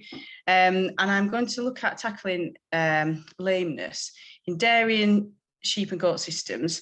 My background is lots of non-dairy systems with a few dairy and goat in there, but the principles are very very similar from a tackling lameness point of view, I feel. So hopefully this might be a little bit different, but it might just give a few ideas. So first of all, the impact of lameness. We know these, but it's good to go over, I think. Why is it important? Well, it's painful. It's a painful condition, and we know that it carries significant production effects. So we've got fertility, we've got milk yield, we've got body condition, and we've got welfare issues with it as well. So it's painful. Some of the causes are infectious, and as a result, that means that the impact of infected lame sheep or goats in a system are that they are a source of infection to everybody else, or to the sheep stood next to goats stood next to them. It is demoralising, and to the team and to the whole staff. Sometimes when you are faced, and I know this from experience, it's difficult sometimes to get your head round when lameness appears under control, and just where to start. It can be quite overwhelming, and many of the teams that I've worked with, they don't even need to tell me sometimes that that's how they're feeling, so I can see without even talking to them. So I know that it's got a big impact on the whole team's health as much as the sheep. Financially, it's got an impact for the production effects mentioned, but also in the control of it and how it needs to be dealt with, because it takes time in terms of labour and treatment costs. And from a consumer point of view, visually, it's very obvious. And units that want to show the public around their units, if they can, or in a viewing area or whatever, they want to be able to show them a sound herd or flock of animals, because as consumers, they can relate to lameness. It's always a source of concern to them because they can see it, especially in flocks that are out in fields. So it's important from that point of view. And achieving very low levels is possible, and there are herds and flocks that are doing that, and it's not that hasn't happened easily. So it's happened by having a rethink about maybe what's happening in that system. So hopefully this might give a few ideas. Obviously, the causes of lameness, we've got our infectious causes, we've got bacterial causes, we've also viral as well, which I didn't put in there, but I was thinking more of the diseases that I dare not mention, such as foot and mouth, but that will cause an element of lameness.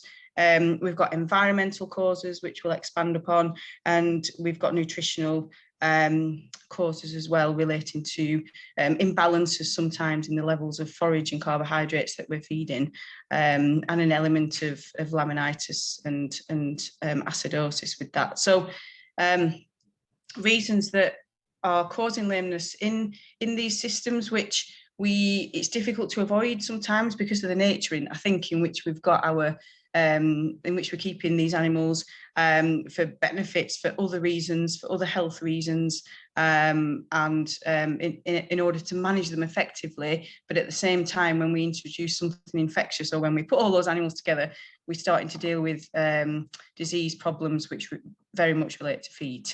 There's genetic influences in terms of heritability and breed variations and types of horn. We've got soft horn and hard horn, and so the causes can be quite expansive on different units and will vary depending on the type of system. So we can't say they happen on all of them because they don't. So it's really important, I think, to identify the risks on your herds and flocks that you're working with. And just looking at current levels, there's huge variation, and I think wide variation from almost from zero, which is the holy grail, to quite high levels. I think an average prevalence from recent work, but that may be updated, around the 20%, just under mark. Non-dairy sheep flocks have also got an equal problem there, maybe with slightly lower levels or with a lower range, but not always.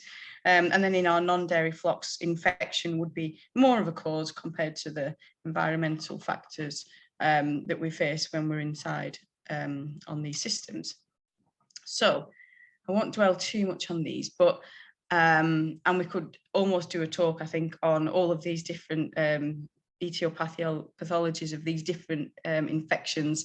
But the common themes that we see infection-wise would be the Dichelobacter nodosus, in which we see in the foot rot and the scald complex, and then the treponemes, which we would know as CODD and digital dermatitis in dairy units and beef animals, and there's slight differences with those treponemes, I think, in some of our sheep and dairy systems, whereby the presentations are slightly different. And I think looking at the treponemes, I think there's certainly more work to be done there, to look at how important they are and how pathogenic they are.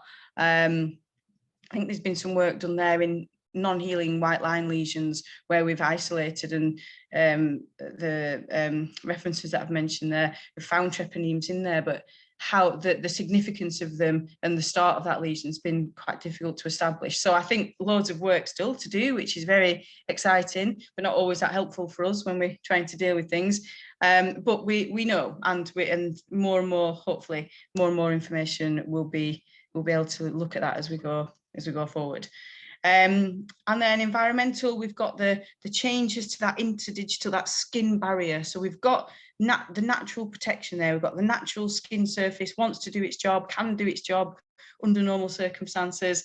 We're battling with that because we want to produce milk. We want some good fertility. So we're trying to manage animals best we can. We want to feed them right. But the challenge has been that we are then putting those feet and their nice natural barrier into quite an overcrowded, in terms of what they might see in a non-domesticated system. We're putting them into quite an overcrowded system where the underfoot conditions are really important. They're changing that skin barrier, and they're changing its moisture and the contact time with heat and certain changes in the straw that can affect how they work. So environmentally, we're dealing with trying to balance that and stop the establishment of infections that we might see everywhere in the environment, such as Fusobacterium, and then also trying to prevent the entry of the other infectious causes. And then we've got the environmental leading to the uneven hoof growth and wear, and the fact that we don't really get that good wear that we would like to.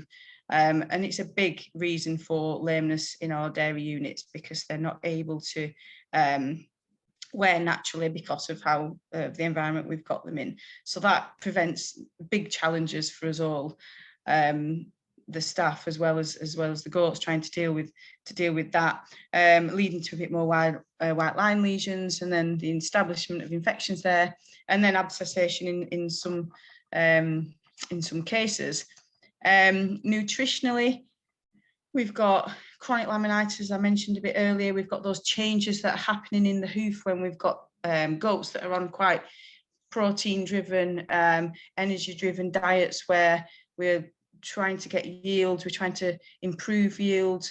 Quite rightly, we're trying to maximize that, but again, sometimes getting that imbalance with the carbohydrates and the forage there, which are changing the nature of what's in that hoof, leading in some cases to solar bruising, which again, we've got potential rotation and of the phalanx in the foot and physiological changes, all of which we can't quite see, but we know lead to causes of lameness in the animals. And then we've got traumatic ones that we tend to see, hopefully less frequently, more of an individual basis, such as trauma and trimming injuries. And then just to touch on genetic as well. So with our poor conformation and sometimes the angle of the limb and how the weight bearing and how, they'll be goats better suited to our systems, and we know that, and it's maybe looking at the genetics of those and how that looking at those might help us improve lameness on farm. So quite a few different causes for lameness, which means we've got quite a few different areas to be able to look at. And it certainly means that there is no one silver bullet that will actually solve it, as you all know, I'm sure, and as I know as well, working with teams. That being that, I think, and the flocks that I've worked with that have successfully and herds that have successfully managed to get lameness down to very, very low levels have completely changed the way in which they approach lameness, and they've really looked at the whole team together. So involving everybody and everybody's input, so looking at the vets and the farmers, the shepherds, the herds persons, nutritionists, everyone coming together to areas and taking some responsibility. And I think if we can achieve that, working together has got a far better outcome, and everyone's bought into the problem, because nobody wants to see it, because we know that it's just, it's not a night, it's hard enough as it is, farming and shepherding and looking after animals, and without lameness, it makes lots of other jobs a lot easier. So firstly, main thing I think is diagnosis, and we have to make sure that the lesions that are there are the lesions that we think they are. And as vets, we might not, without further testing, we might not actually be able to confidently or accurately say whether we think treponemes are playing a part without maybe doing some further biopsies or doing some further testing. So there's scope that we can do if things aren't improving, but certainly getting a diagnosis of all the different lesions that we're seeing, and then being able to sort of establish the scale of the problem, I think is really important. We need to agree where we're starting from.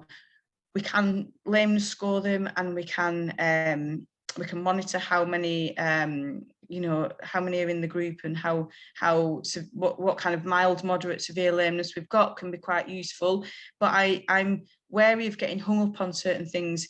Everybody needs to be bought into that. So it may be something that we come to later, but I think to start with, as a team, we need to work together and sit down and say, right, what lesions are we actually dealing with here, and how bad is it? And then from there, we can measure whatever impacts we do.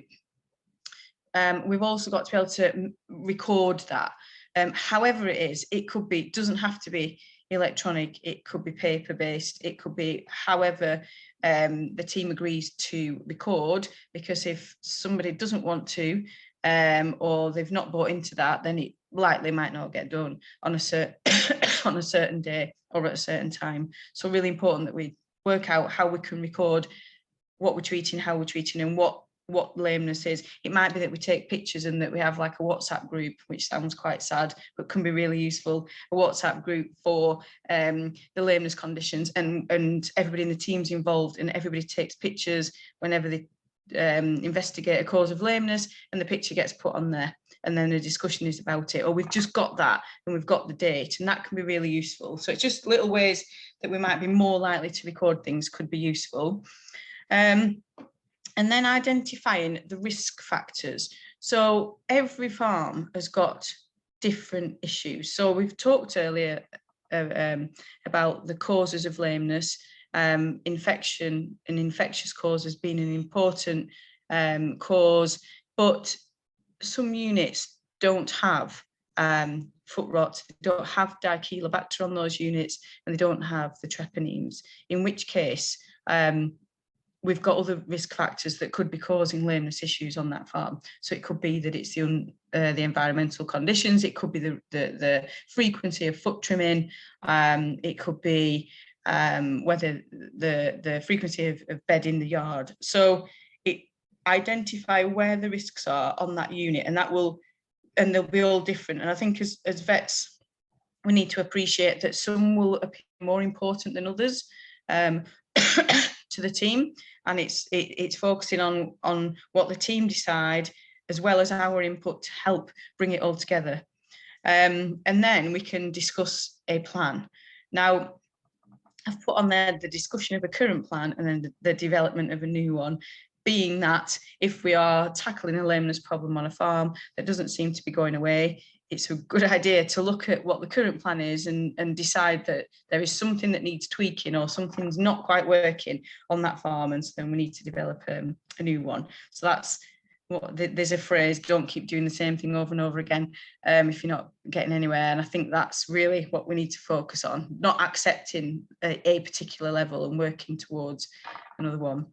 And then with lameness, it's a dedicated, and I've put on there a dedicated week of action. It might not be a week, it might be a couple of days, or it might be a month. But it's deciding that from this date on, you are going to tackle that lameness issue that may have occurred on your unit, and everyone's going to be brought into it on that day based on what's been discussed, and being realistic about when that might be. So obviously not in the middle of kidding or not in the middle of other busy times. It's got to be when we feel that we can achieve something, so that the momentum keeps going. And then plan time to reassess what you're doing, because it may not work, and unless we reassess it altogether, we don't know that. And as vets, we may be suggesting things that you just think, as farmers and shepherds, there's no chance, can I do that? It's not actually going to work. And you may not want to tell us that at the start, but after a few months of doing something, you may be more than happy to tell us. And we need to know that as well, because we are not there on your farms tackling lameness day in, day out with you.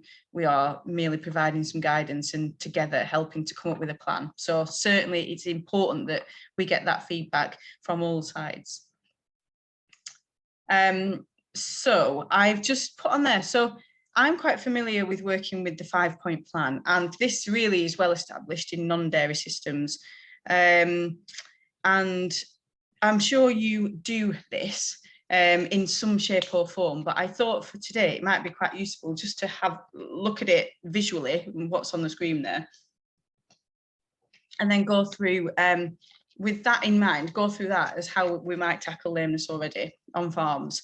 So this, like I said, well established, and it poses a series of questions looking at this, and you can do this now in your own mind, thinking about your own units or some of the units that you work with. Like, out of these areas, where are we quite strong and where do we fall a little bit short? And sometimes we do something really well, human nature, and we continue to do that and focus on that because we know we do it really well, and it's a bit harder to challenge and tackle those weaknesses. So these are certain things that we can look at, and some are more difficult to implement in dairy systems, and we'll cover those in a second. But for that reason, it means we need to be really good at all the others, because we know that lameness requires a whole holistic approach, I suppose is the phrase, but it requires lots of different areas. So if there's ones that we know we just can't do, then we need to be really hot on the other ones. So moving on. There we go. So starting with, I'll go through them fairly briefly. Starting with culling. So when to cull. So what is your policy? Do they have a certain number of treatments? Do you cull them immediately on the detection? So if you're a farm that has only got 1% lameness and you don't have foot rot, or you don't recognize that you've got those pathogens on the farm, I am sure that your policy will be, if you identify anything that resembles that kind of lesion, you will remove it and cull it. And that might sound quite extreme, but you'd be more likely to do that if we're talking low numbers rather than if we're talking a larger percentage affected. So look at what your policy is, and based on your levels of lameness. If you are treating and you're finding that you're not getting response to particular treatment, we know that the longer that those animals are on in the actual unit, the more likely they are to be spreading it to everybody else and increasing the challenge in the environment. So you may have a policy where you treat them 2 or 3 times, or after a certain amount of time. That might need to be changed if we're not getting a response, but also might need to be changed if we might not have the right diagnosis. So it might be worth revisiting that if we're finding that kind of falls into treatment, but it might be that we need to look at that if we're getting a poor response. For example, if we've got some non-healing white line lesions that may have some infection, some involvement with treponemes. So that's quite important. And a method of recording, but having that agreement.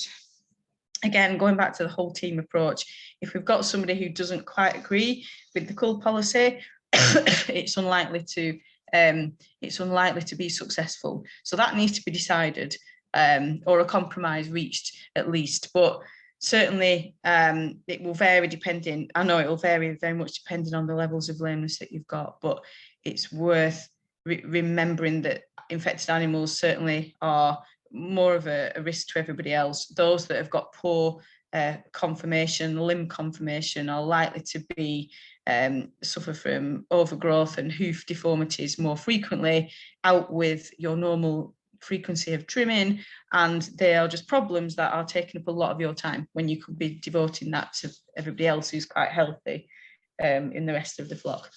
So that's worth looking at.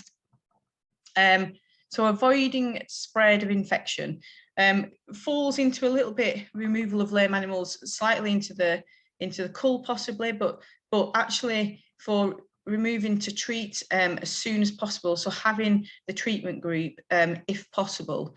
This again, I know will depend on numbers and it will depend on space, but we know that taking infection out of a population, taking that lame animal out, will remove the challenge, because they are the source of infection to everybody else. Once that pathogen is established in the herd or the flock, whatever other changes we get, environmental changes to the hoof and the horn in there, those pathogens will be able to establish a lot quicker. So actually removing the lame ones as soon as possible has proved to be very useful on some units.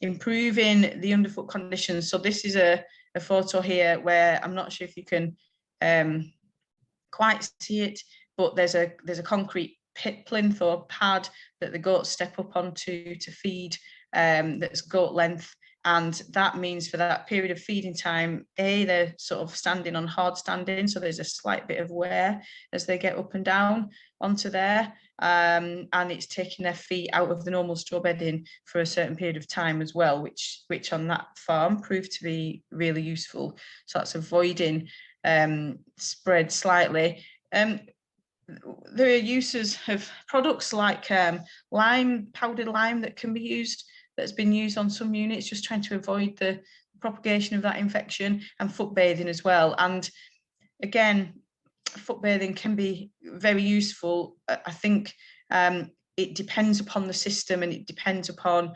how it could be used. So can be very useful to disinfect the feet, to reduce the spread in terms of reduce of colonization, but equally it can then add to underfoot conditions becoming damp, the beds becoming damp, depending on whether there's standing time to be had afterwards, and how it might affect parlour flow. So these are things that when you're talking to the whole team and everyone's discussing on how we're going to reduce this lameness, if as vets we're suggesting you do that, you may try it, and you may say, actually, it just created too much stress. We're getting everybody through the parlour, and we need to stop that, and that's fine. But it's keeping that discussion dynamic. Without telling us and just stopping it, it doesn't give anybody a chance to think of a different idea and a different approach. And don't forget, we all want the same thing. We all want to get levels of lameness down, so we all need to be involved. So we also could look at avoiding lameness by looking at routine trimming, which I'll cover again in a second, and looking at the frequency, and avoiding the spread by the disinfection of the trimming shears. That should say on the end of there, because they are a source of spread, and practically disinfection can be quite difficult when you're trying to get through quite a number of trims, but very, very important if we've got the pathogens on the farm in the first place. Just to add a little bit more to avoid, I think I've covered most of this really, looking at a treatment group and isolation, and avoiding infection, avoiding bringing on new infection with equipment, scanners, trimmers, visitors, making sure the dog, somebody else's dog, making sure that we're not having a breach in biosecurity, and foot dips, and that kind of hygiene, and washing off, and feeding that back to anybody that's visiting will help, and we mustn't be afraid of doing it. And I know that I think dairy units are far better at doing that than non-dairy systems, for sure. But also you've got that control, so that is good. You've got them all in together, and you haven't got footpaths going through the field, for example, so you have got an element of control there. Make sure you use it. Bedding, maybe increasing the frequency that the straw's going down, which can be difficult when we're looking at costs of production.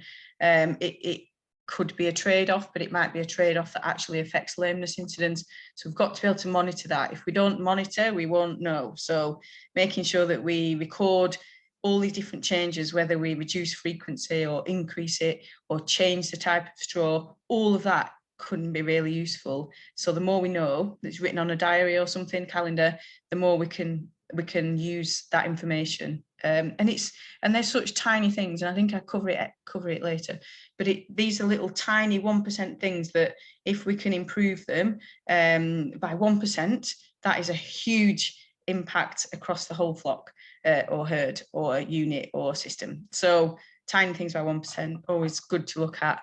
And then making sure that we've got dry walkways, parlour, all of those things, making sure it's clean, just clean, excuse me, grossly clean is useful, and probably better to keep dry rather than creating wet areas. And foot baths, it may be that certain groups you may use foot bathing on in the herd, but maybe not in others. It can affect horn hardness, and that may then actually be detrimental to trimming. So again, it works on some flocks and not on others. So probably important to look at for your system what might actually be quite useful.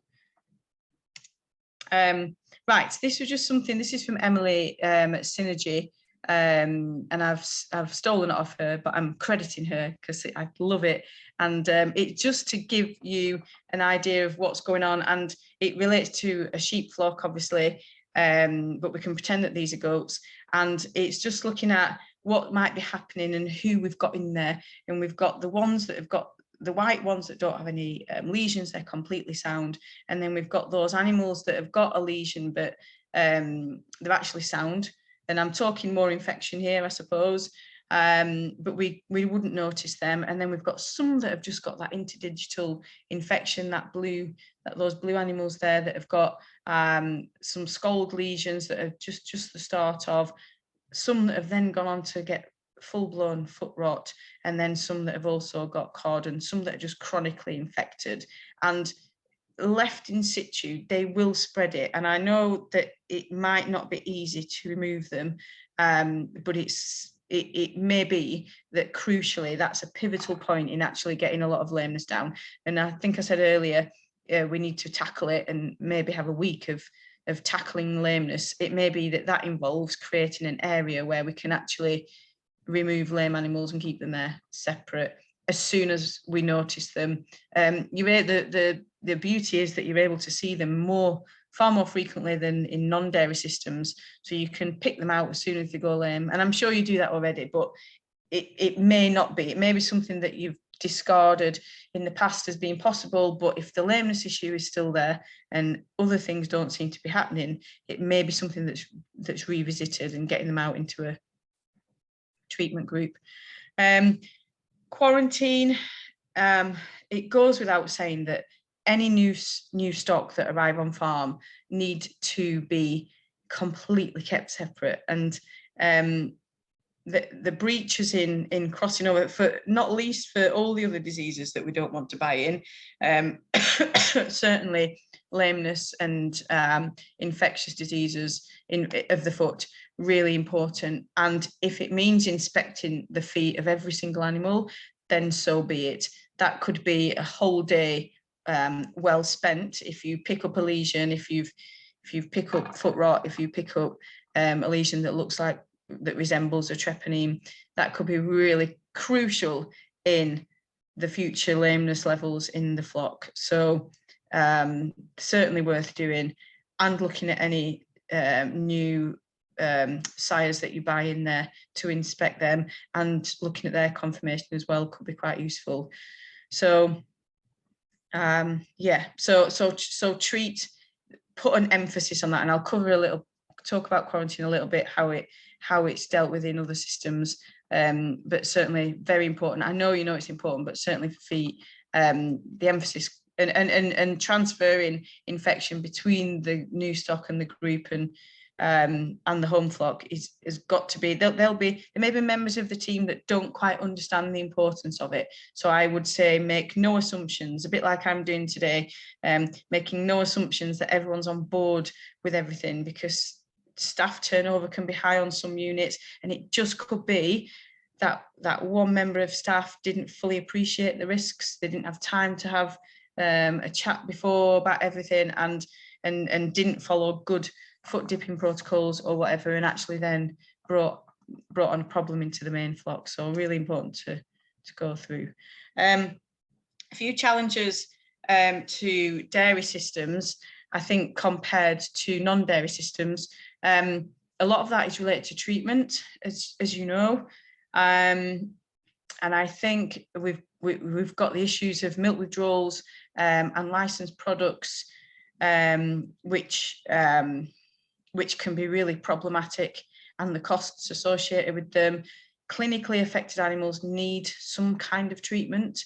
It may be that topical treatments are used more frequently, particularly bandaging, topical products.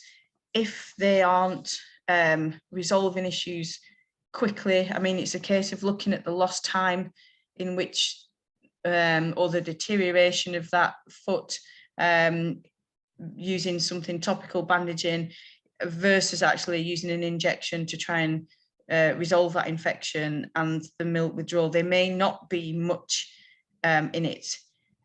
So if it's not, if the other methods of treatment aren't having the desired effect, so it's worth looking at revisiting how treatment is and the diagnosis. This is where is really important as well.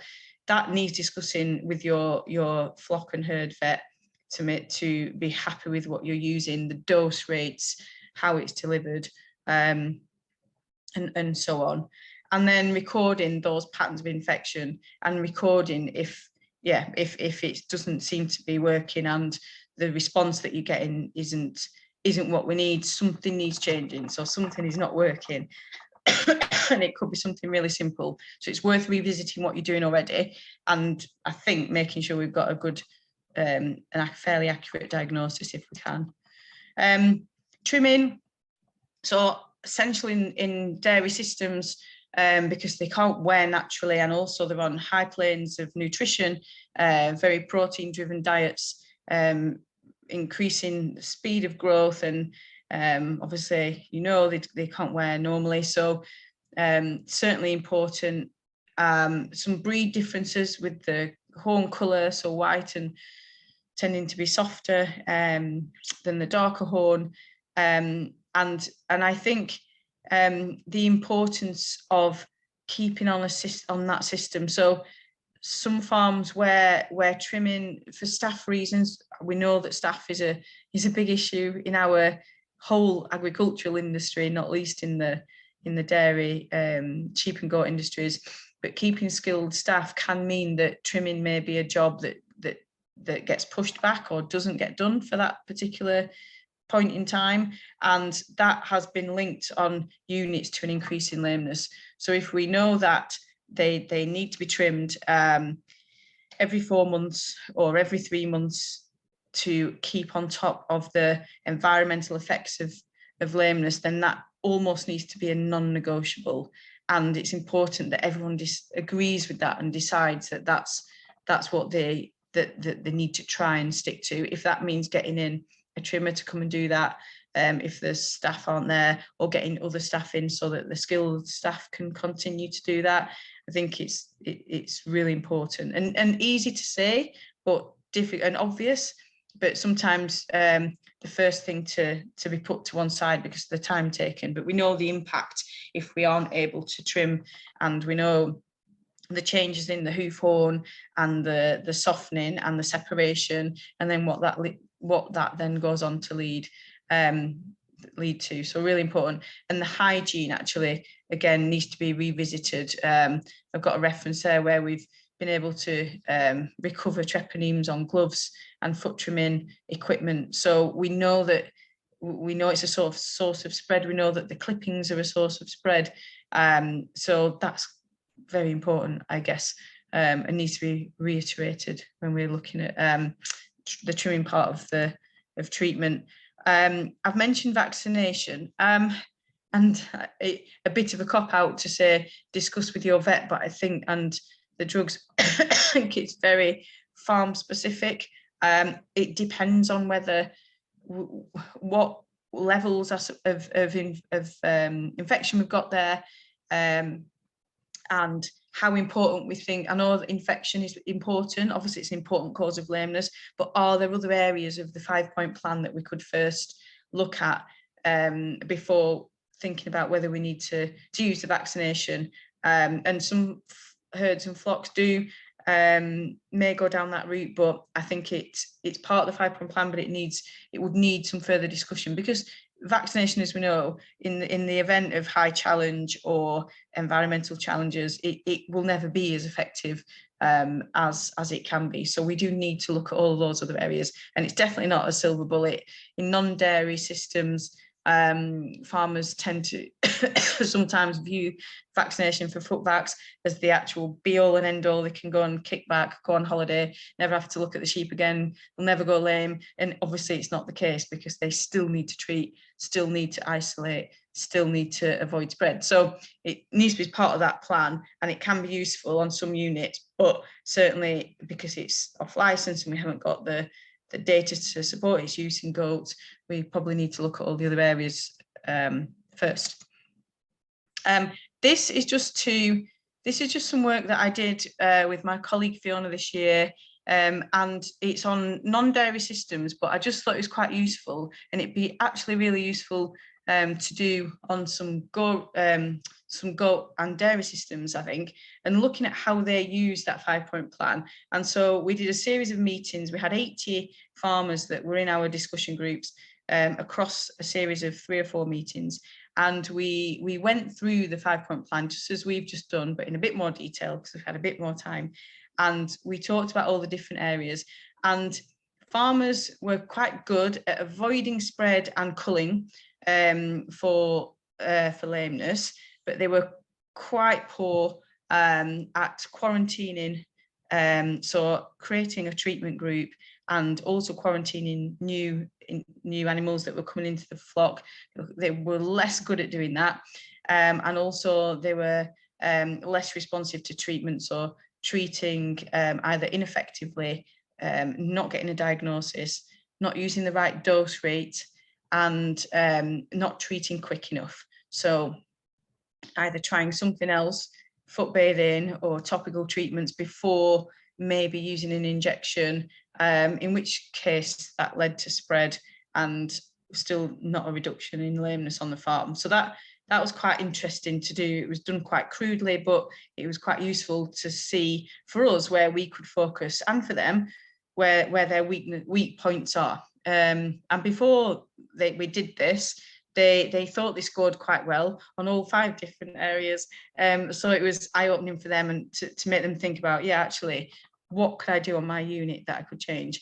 And then vaccinate, about half of them were vaccinating out of those 80 farmers. So some scored all 5 and some didn't score any, because it depended on whether they were vaccinating. But that was quite useful to do, and we've got some more work to write up on that as well. So I think I'm kind of on time, which is amazing.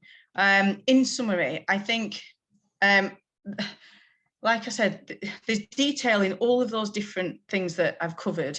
So my approach today was to try and drive what's important, which I think is having everybody involved. So the nutritionist and all the staff that are working with the goats and the sheep in the unit and the vet together, rather than just a vet herdsperson discussion or a vet farmer discussion, involving the people on the ground actually doing the control.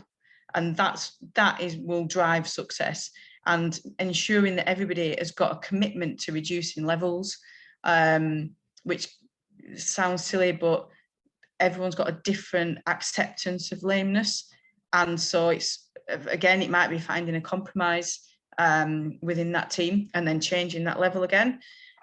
Making sure that there's good support from the vet, from us when we're working with them at any time, in terms of on the phone or photographs of lesions or whatever, looking at what the specific risk factors are and the 5-point plan approach, and being open to change and being dynamic and not being afraid to have that discussion, because it will fail if someone feels that they can't say that it's not achievable to trim 3 times a year, or it's not achievable to use a foot bath or separate the goats. You know, that is the reality. That's what and we've got to work and live and discuss within that reality to make an improvement. And if we can just improve a few multiple areas by a tiny 1%, which might be that we catch them sooner to treat them and isolate them a day quicker than we might usually do.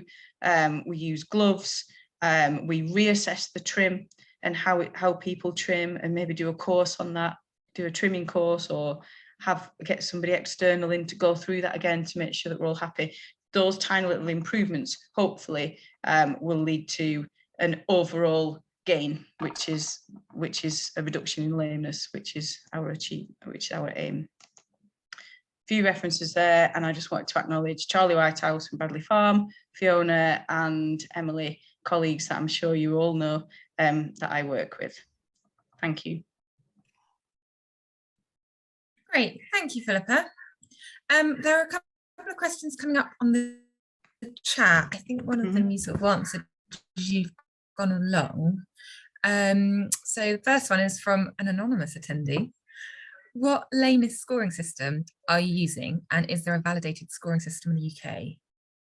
There is, which I haven't got a reference for on there, but I can certainly get a reference for it. But my point being that I would almost want you to, you could almost create your own. So I like numbers, and I like 0 fully weight bearing. So 0 completely sound, fully weight bearing. So from 0 to sort of 3, where we've got mildly lame, moderately lame, and severely lame, and I'll find that reference for you, but which can be useful. And some farms that drives them, those figures, but others it may not. And I don't like people getting hung up on certain numbers. So even if it's a case of we're all grouping them the same, whether we actually think they're lame or not, that can be a really, I know that sounds really stupid, but again, some people may think those that have just got a mild limp aren't technically lame when actually they are. They need investigating because it could be the start of infection. So I'll certainly get that for you. Great, thank you. Mm-hmm. Another point on here, Charlie Butcher asks, by putting the animals with infections into a separate flock, so you talked about your croc flock, Yes. are you increasing the risk to the animals within that croc flock since they're already vulnerable from a different disease? It's a good question, but my experience from lameness says no, if that makes sense from an infection point of view. Actually, Charlie, I understand what you mean. So it may be that you've got lame animals in there that are lame because they've not got infection, and you may then mean, if you're able to quickly type it, that we might be adding infectious causes into that lameness group, is what you could be saying. In which case, yes, you could argue that you would be increasing the risk of those that have got abnormal overgrown hoofs to an infection. That is the importance, I suppose, of inspecting. So in that case, I would almost want you to keep those. It's the infection that we're trying to stop the spread. It's the infection that spreads, not the poorly grown hoof. So if we can, and we will miss microscopically infections in those overgrown hooves, but if we've got that obvious infection, we're at least a start. We're ahead to taking them out of the actual overall flock, if that answers that question. That's great, thank you. And just one more, which is from Paul. Yeah. Paul says, I was interested to hear you touch briefly on bruising as a potential cause of lameness. To what extent do non-infectious glory lesions like bruising exist in small ruminants? Since they don't seem to be a big feature in commercial meat flocks, do you think this is difficult in dairy where overgrowth and need for trimming is more common? Yeah, good question. And I do think it is one of the significant differences. You're right, we don't see it in commercial meat flocks. I think we've got different breeds and we've got different conformation in our hooves, and we've got a different distribution of fat pad, and we've got different diets. And I think the bruising, as in dairy cows, comes from that high yielding nutritional aspect of feeding for milk yield, and also types of horn and physiologically differences in the breeds that we use for dairy animals, and then that potential for rotation of the distal phalanx and the bruising that we may see there. So yes, I think it is different. Brilliant, thank you very much. I just noted quickly within your talk, you talked about vaccine, and certainly within our practice, and I imagine lots of others, we're struggling to get hold of footbacks at the moment. I believe that HIPRA has a foot guard foot rot vaccine. I don't know if anyone from HIPRA is present and might be able to comment on the licensing for that and whether we might be able to get it in the UK, or is there any use in lactating sheep, anything like that we might know about? That's a good question, because I also know about that vaccine, and I didn't think we could import it, but I would like to be proved wrong. Okay. So if anyone on here is from HIPRA, if you want to stick your hand up or get in touch with us, we'd like to hear your side of the story. Yeah. Don't rush it once. Oh, there we go. Here we go. Matt, unfortunately not in the UK. All right. No, thanks, Matt. That was my understanding, which is why I didn't want to get anyone's hopes up by putting it on there. All right, that's lovely. Thank you, Philippa. Okay, no worries. Thank you. So our next speaker this afternoon, we're pleased to welcome to join us Clare Whittle. Clare is a livestock vet from Cheshire She has a postgraduate certificate in conservation medicine, and in 2021 she was awarded a Nuffield Scholarship. Claire has a special interest in regenerative agriculture, and she is a self-confessed poo fiddler. So I will hand over to Claire to tell you more. Thank you. I like the term poo fiddler. I'm just going to share my screen with you guys. Bear with me a second and get my can you all see that okay? Hopefully it'll start as a screen, as a proper PowerPoint presentation. Is it doing anything? We've got your screen. We haven't got it as a PowerPoint yet. Perfect. That should be a bit better. There we go. You're away. Fab, thank you guys. Yeah, so as Joe said, I'm a farm vet, so I work up in the northwest of England and North Wales, mainly, well, probably about 95% dairy, so cattle dairy as opposed to sheep and goats. I did work with those guys down at Friarsmore for a little while when I first graduated, which I loved, but unfortunately had to come a bit nearer home. But yeah, so it's what I do in my spare time that I actually really love. So I'm the veterinary lead for an online resource called Dung Beetles Farmers. So we're a group of myself as a vet, and then we have a couple of entomologists and a couple of farmers on there. And what we try and do is improve the conservation status of dung beetles in the UK by hopefully offering some pragmatic evidence-based information to land and livestock managers about what you can do to protect them. I know a lot of the goat dairies in particular will be housed, and obviously our dung beetles are outside. But yeah, I know some people will have some young stock outside, and there'll be various things going on in different countries. And the other important thing is that dung beetles are all around the world. So wherever you are in the world, you will have dung beetles. Even Australia had dung beetles. They were marsupial only. So when we introduced cattle and sheep into Australia, there was a bit of an issue because they didn't have any dung beetles for ruminants. So they've now introduced them, and their fly numbers and everything have decreased, but we'll talk a little bit about that. So yeah, so importantly, I'm a vet. I'm not an entomologist, but I do have a huge interest in these guys, and hopefully I can extol some of their benefits to you as we go through.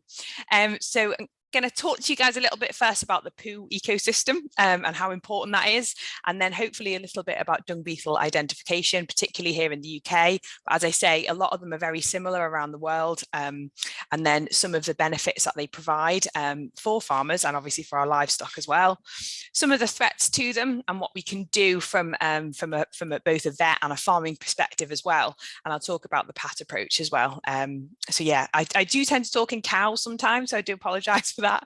It's just habit, but I'll try and remember to talk about goats and sheep as well as we go through. I figure that's quite important. So just to talk to you about poo, obviously this is a cow pat here, but I think we're talking at the moment about global biodiversity loss. So we know that around 70% of biodiversity across the globe is reduced. And when we talk about cattle, I think they often get, and particularly and sheep and goats and all of those, all of our livestock, there's often a lot of negative feedback, and we hear a lot of it in the press at the moment. You hear it across the globe, a lot of this negativity towards livestock, meat and dairy as well. And I think what people sometimes forget is the importance of poo. So poo is actually, it's vitally important, massively underrated as far as I'm concerned.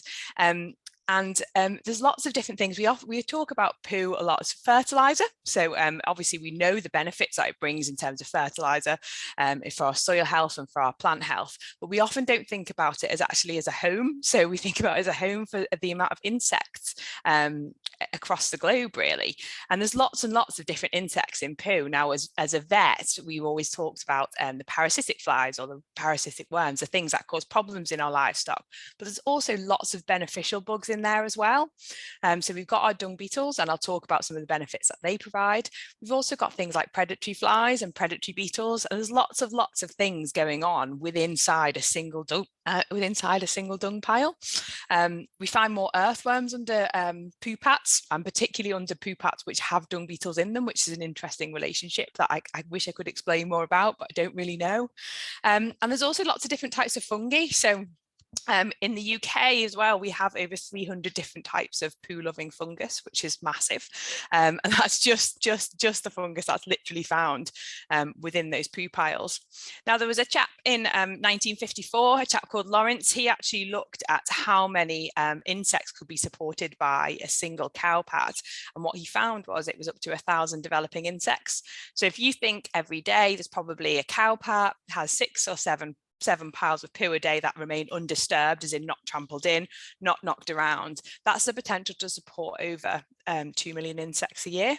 So if we think about that global biodiversity loss, actually having cattle, sheep, goats, etc. in our landscape is really, really important for ecosystem function, and also a really, really good argument in favour of actually having that livestock within our landscapes. So yeah, something not to be,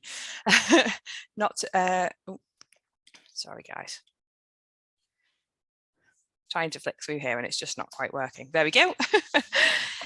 So it's not just me who's a huge fan of dung. All of these creatures rely on it as well. So on the right hand side there, you can see the greater horseshoe bat. And for breeding females and for young bats, dung beetles are actually really, really important here. So there's a particular type of dung beetle here, again, called Aphodius rufipes, which sounds like a Harry Potter character.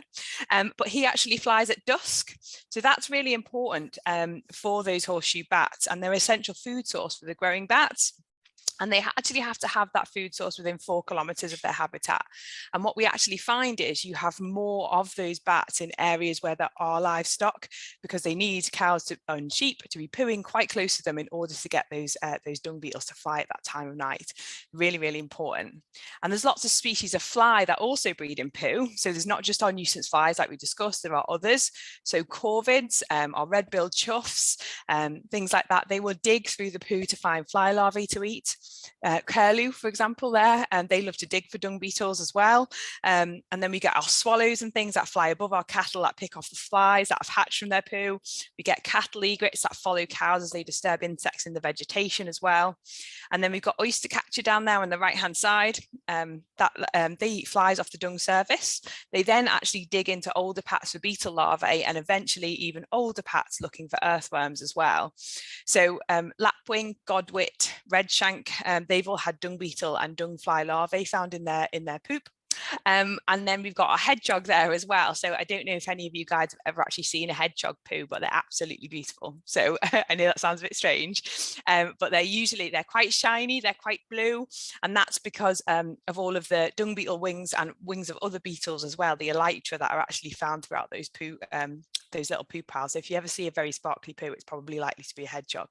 So really, really important. Lots of things rely on dung. It's not just the insects, it's all of the other trophic levels as well. So again, really important part of our ecosystems.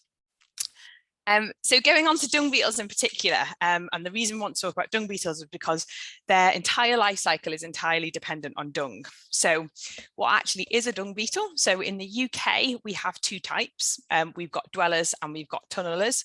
We don't have the big rolling beetles that you see on the David Attenborough shows and the African dung beetles. And basically, that's because we don't have the same levels of competition for dung. Here in the UK, we have a lot of poo, so we don't need to roll it away and hide it from everybody else because there's just so much of it. So we've got the 2 types. We've got the dwellers. So if you look at that middle picture there, that is actually Aphodius rufipes. So that was the one I was telling you guys about. That's the one that the greater horseshoe bat needs. And they're quite easily identifiable. So if you pull open a poo pat, and I would encourage you all to do this, although I would wear gloves, you'll often see them. They're usually pill-shaped. They're quite small, like tablet size. Some are even smaller, maybe only a few millimeters long. But if you think tablet or pill shape, that's usually a good identifier. They often play dead, so they're prey animals. If you think about them as being the ruminants of the poo world, they're also quite slow. So if you pop one on your hand, it'll often play dead, and a few seconds later, it'll start to come round and wander around on your hand. Now, if you look at the top of this guy's, his little head, you can see he's got 2 little clubbed antenna there, or I like to call them jazz hands. So they're another good identifier, and that's what they use to identify poo pats. So they'll fly one way until they can smell it on one side, and then they'll fly back the other way till they can smell it on the other side. Not smell as we know it, but that's how they identify, and they zigzag their way into a poo pat. That's how they find it.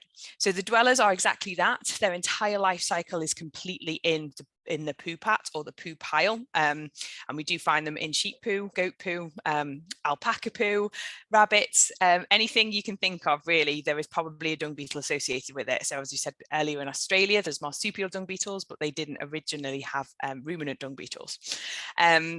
So yeah, entire life cycles in the poo pat, and what those guys do is they're drinking the liquid portion of that dung. So they're drinking, the point of those is to dry out that poo pat, and that what that does in turn then is it makes it unsuitable for our parasitic worms and our nuisance flies in order to complete their life cycle. So they're brilliant little guys to have on farm. And then we've got our tunneling species. So we've got two types of tunnelers. We've got the one on the left. I'm pointing, but you probably can't see. The one on the left is the big geotrupid. So that's probably one of our biggest beetles actually that we have in the UK anyway. And he's a dung beetle, so he's quite large. There's a few species of the geotrupids, and these guys tunnel. And what they do is they dig down underneath the poo pat. And what they're doing as they go down is they're basically mining. So they create a big shaft that goes straight down, and then they have side shafts that come off, and they pull that poo down off the soil surface down under the ground, which is pretty incredible really. And then what they do is they lay their eggs in those brood balls of poo. So each individual brood ball has a single egg laid inside it. So they're pulling that muck that's sitting on the surface of the pasture. We want that down under the ground. We want those nutrient cycling, and those dung beetles are providing that service for us for free. And these guys have been found up to 2 meters down. So in terms of carbon sequestration and things like that, they're doing a really, really good job. 2 meters is pretty incredible. I've been up in the Lake District, up on the fells, and they'll only be a couple of inches, basically because you hit bedrock.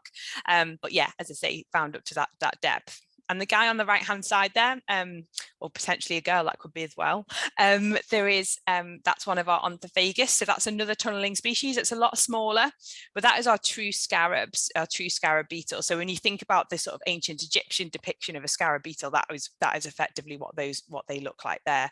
They don't go quite so deep, but these are some of my favorite ones. And the ancient Egyptians actually had a god called Khepri. And they likened, the ancient Egyptians likened the dung beetle rolling poo across the ground like the sun being rolled across the sky. So Khepri was the god of renewal, which I think it's pretty cool that our entire civilization actually worshipped a dung beetle. But yeah, so in terms of what they bring to agriculture in the UK, there's been some work looking at the ecosystem services they provide, and they're thought to be worth nearly £400 million to the UK cattle industry. So that's cattle alone, never mind our sheep and our goats as well. We've got geographically different dung beetles, so we'll find different dung beetles in the south and the north of the country. We'll find dung beetles that prefer like a pasture pat interface, and some that prefer a soil pat interface. Some you find more into hedges, some you find out in the middle of the field. So there's lots of different going on, and there's different. So yeah, we have generalists and specialists. So I mentioned we have dung beetles for all different types of creatures. Some are quite general, they don't really mind what they go in, and then we have particular specialists that like a particular type of poo. So yeah, anyway, so I'll talk to you guys about what some of those ecosystem services are and why they're great for both for farming and for livestock. So in terms of benefits to farmers, we talked about those parasite and fly reductions. So those dwelling beetles and the tunnelers as well, effectively what they're doing is they're drinking the liquid portion of that dung. That's what they're eating. So everything in the world wants to eat everything else, and it goes down a system. The same goes for a poo pat. So there's all that decomposing going on, and your dung beetles are doing that. So as they drink that liquid portion, they're effectively drying out that pat. That makes it much more unsuitable for our parasitic worms to complete their life cycle. Also for our nuisance flies, they like to have wet poo, and the drier it is, the less likely they are to be able to do that. And there's work by a lady called Bryony Sands who looked at reducing parasite burdens, particularly with gastrointestinal worms. They think they can reduce pasture burden by about 30%. So these guys are sort of our natural parasite control, but unfortunately they're affected by some of the things we do as well. So we'll talk about that. We talked about that better nutrient cycling, so getting that muck under the ground exactly where we want it, and that soil aeration. So these tunneling species, particularly big geotrupids, they've got like thumb-sized holes. So they're thumb-sized holes underneath pats. You can lift a pat up sometimes, and there's like 30 of these holes. So you can think what that's doing for aerating that soil and taking all that muck down under the ground. It's brilliant, really. And in doing that, they're reducing that pasture fouling. And then preparing that pat for encroachment by earthworms. Now we said again, and I wish it's not really fully understood why we find more earthworms under poo pats where there are dung beetles in there, but something definitely going on, which is quite exciting. And I've got a transport service there for beneficial mites and fungi. So again, when we talk about fly reductions, I don't know, you can probably just about see, so that top picture there is a dung beetle that's actually on a pink glove of mine, and he's flipped over on his back, and you can probably see some tiny little brown spots on him. Now they're mites, so they're phoretic mites, and when I first saw a dung beetle absolutely covered in them, I thought they were bad. Actually they're not, so they have a sort of symbiotic relationship with the dung beetle. So the phoretic mites don't actually fly themselves, but what they do is they use the dung beetle like an aeroplane. So they hop on the dung beetle, and then the dung beetle, every dung beetle flies, so from pat to pat, they drop off into the next poo pile, and those guys are actually predatory for fly eggs. So again, in terms of fly reductions, although dung beetles don't have that direct effect, they carry these little guys around on them, and those guys do predate on other things in poo that would affect our livestock. So yeah, really, really cool little guys, and they carry some of that fungus around as well, that poo loving fungus, just on their elytra, on their ring cases. And so in terms of benefits to the environment, obviously, if there isn't poo on the pasture, you get that reduced risk of nutrient runoff to our waterways, that massively important food source for predators. So we talked about the bats and the birds that rely on it. There's also little owls as well, apparently, are quite a fan of dung beetles, and reduced greenhouse gas emissions. So there has been a little bit of work done on that now as well, and more work is coming out with the benefits, these other benefits dung beetles provide. So this was some work done by Ellie Slade. So Ellie is one of our team at the Dung Beetles for Farmers, and she looked at reducing the greenhouse gas emissions at a dung pat level, a pasture level, and a life cycle level. And what they found was you can get about a 12% reduction in greenhouse gases from poo on pasture at a pasture level. However, that's reduced to 0.1% at a life cycle level. And the reason for that is most of the poo in the world never actually hits pasture. It hits concrete, or it hits feedlots. And effectively, if we think about dung beetles and how they work, we have to think about how they evolved. Now, dung beetles didn't evolve with concrete, so they're not entirely sure what to do with it.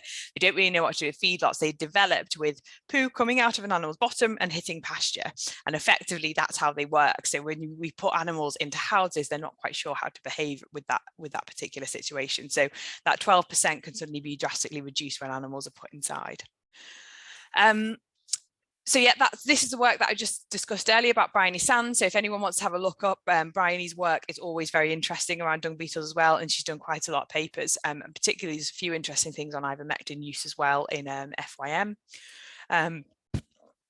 And then in terms of the threats to dung beetles, there's a few out there. So it's not just farming, it's not just ivermectins, which I'm going to come on and talk about, but that's where we can get involved. But climate change would be one.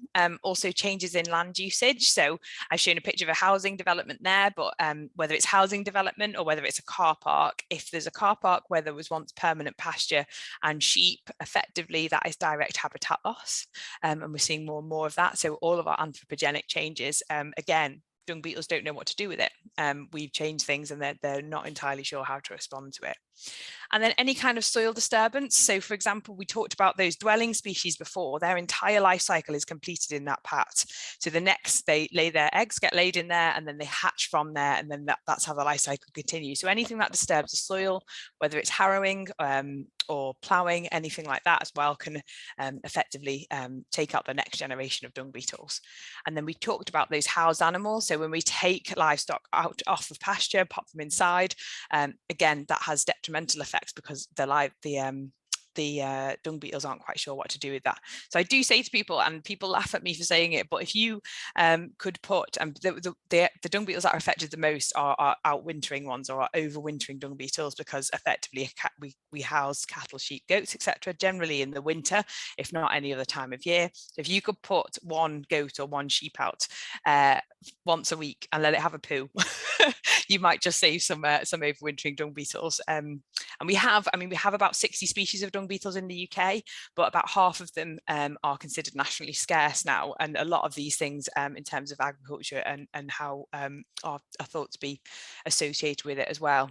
Again, with those high grain diets, so again we think about how our dung beetles evolved. They evolved with animals on pasture. They're not entirely sure what to do when we feed grain to animals, and then that muck is suddenly a very, very different makeup to that sort of just pasture where it just has grass in that muck. And again, these liqueous dung pats, so if we have animals in a dairy system, and I notice it particularly with dairy because I always get absolutely coated in muck in the spring if I'm PDing, but we put animals outside and we have that change in diet from an indoor system to an outdoor system in the spring, and we suddenly get you get lots of green skitter, and we all get covered in it and we think it's okay, but that diet change is quite dramatic when we go from being indoors to outdoors. It takes about 3 weeks for our rumen to change onto a different diet. In the meantime, that really diarrheic muck, again, they're not quite sure what to do with that. Dung beetles like quite nice high solid pats, and what they would have evolved with is cattle or sheep and goats as well, sorry, being outside year round, where they wouldn't have had that sudden change in diet. So thinking about that in terms of how our dung beetles perform is just another thing to think on. And then we come to our antiparasitic treatment. So this is where we can really get involved in farming and try and make things a little bit better for these creatures. So ivermectins, in particular, anything mectin, our macrocystic lactone and our clear wormers are shown to be the most detrimental, unfortunately, to our dung beetles. And they have what we would call sublethal and lethal effects. So quite often, even in animals that have been treated with mectins, we'll still see dung beetles in those fecal samples. But what we find as a sublethal effect could be that they can't quite reproduce quite so well, or will affect their sensory capabilities. So it's lots of different things where those sublethal effects will multiply up, and then obviously in longer term will make it unsuitable for them to reproduce. So what can we do about it, really? And I think as vets, and historically, even when I graduated, it was still very much routine worming treatments. But yeah, thinking a little bit more now and working with some of my clients to try and reduce that wormer use, and I think particularly trying to reduce that blanket use of wormer. So we'll have a little chat about what we can do there. And ultimately, and you guys all know this, I mean, even if you don't care one iota about a dung beetle, we should be more aware about wormer resistance or anthelmintic resistance. They're vital. We need them. We need to protect them. We need to make sure that we use as little as possible, but as much as is necessary. And we don't have any new ones coming to market. So for the time being, what we have is what we have. And the increasing resistance, I mean, we've been much better in the sheep and goat world than we have in dairy in terms of trying to reduce that resistance, being a bit more careful, using more fecal egg counts, but definitely something that we all need to be thinking about a little bit more going forward. There are certain factors that increase the risk of resistance, so the frequency of worming. So again, even when I graduated, which I mean, maybe it was quite long ago, it doesn't feel like it was very long ago. Frequency, so it used to be just standard that you would worm at 5, 8 and 13 weeks after turnout. That was 3, 8 and 13 weeks, sorry, after turnout. That was relatively standard procedure. That was kind of what I was taught. But ultimately, the more that we worm animals that don't require it, the more likely we are to increase that risk of resistance. Now, wormer resistance works very similarly to antibiotic resistance. So it's the loss of sensitivity in a worm population that was previously sensitive to that drug. And it's important to remember that the resistance is not in our livestock, it's actually in the parasites themselves. And sometimes I think people can get confused over that and think, well, once you get rid of the livestock, then you get new livestock in and it's all okay again. That's not the case. Unfortunately, it's passed on as a genetic trait with the parasites on that farm. And you do hear stories sometimes of land becoming sheep sick, where unfortunately you just can't put sheep on that land anymore because they're always going to be much more likely to pick up resistant parasites. It just gets more and more difficult to treat. So that frequency of worming, so worming things when they don't require it, can increase that risk of resistance, because you're always going to leave a small population that are resistant to that worming treatment. Dosing and moving used to be relatively standard as well practice when I graduated, and still is now. Lots of people will still do this, and it makes sense in your head because you dose animals and then you move them onto clean pasture.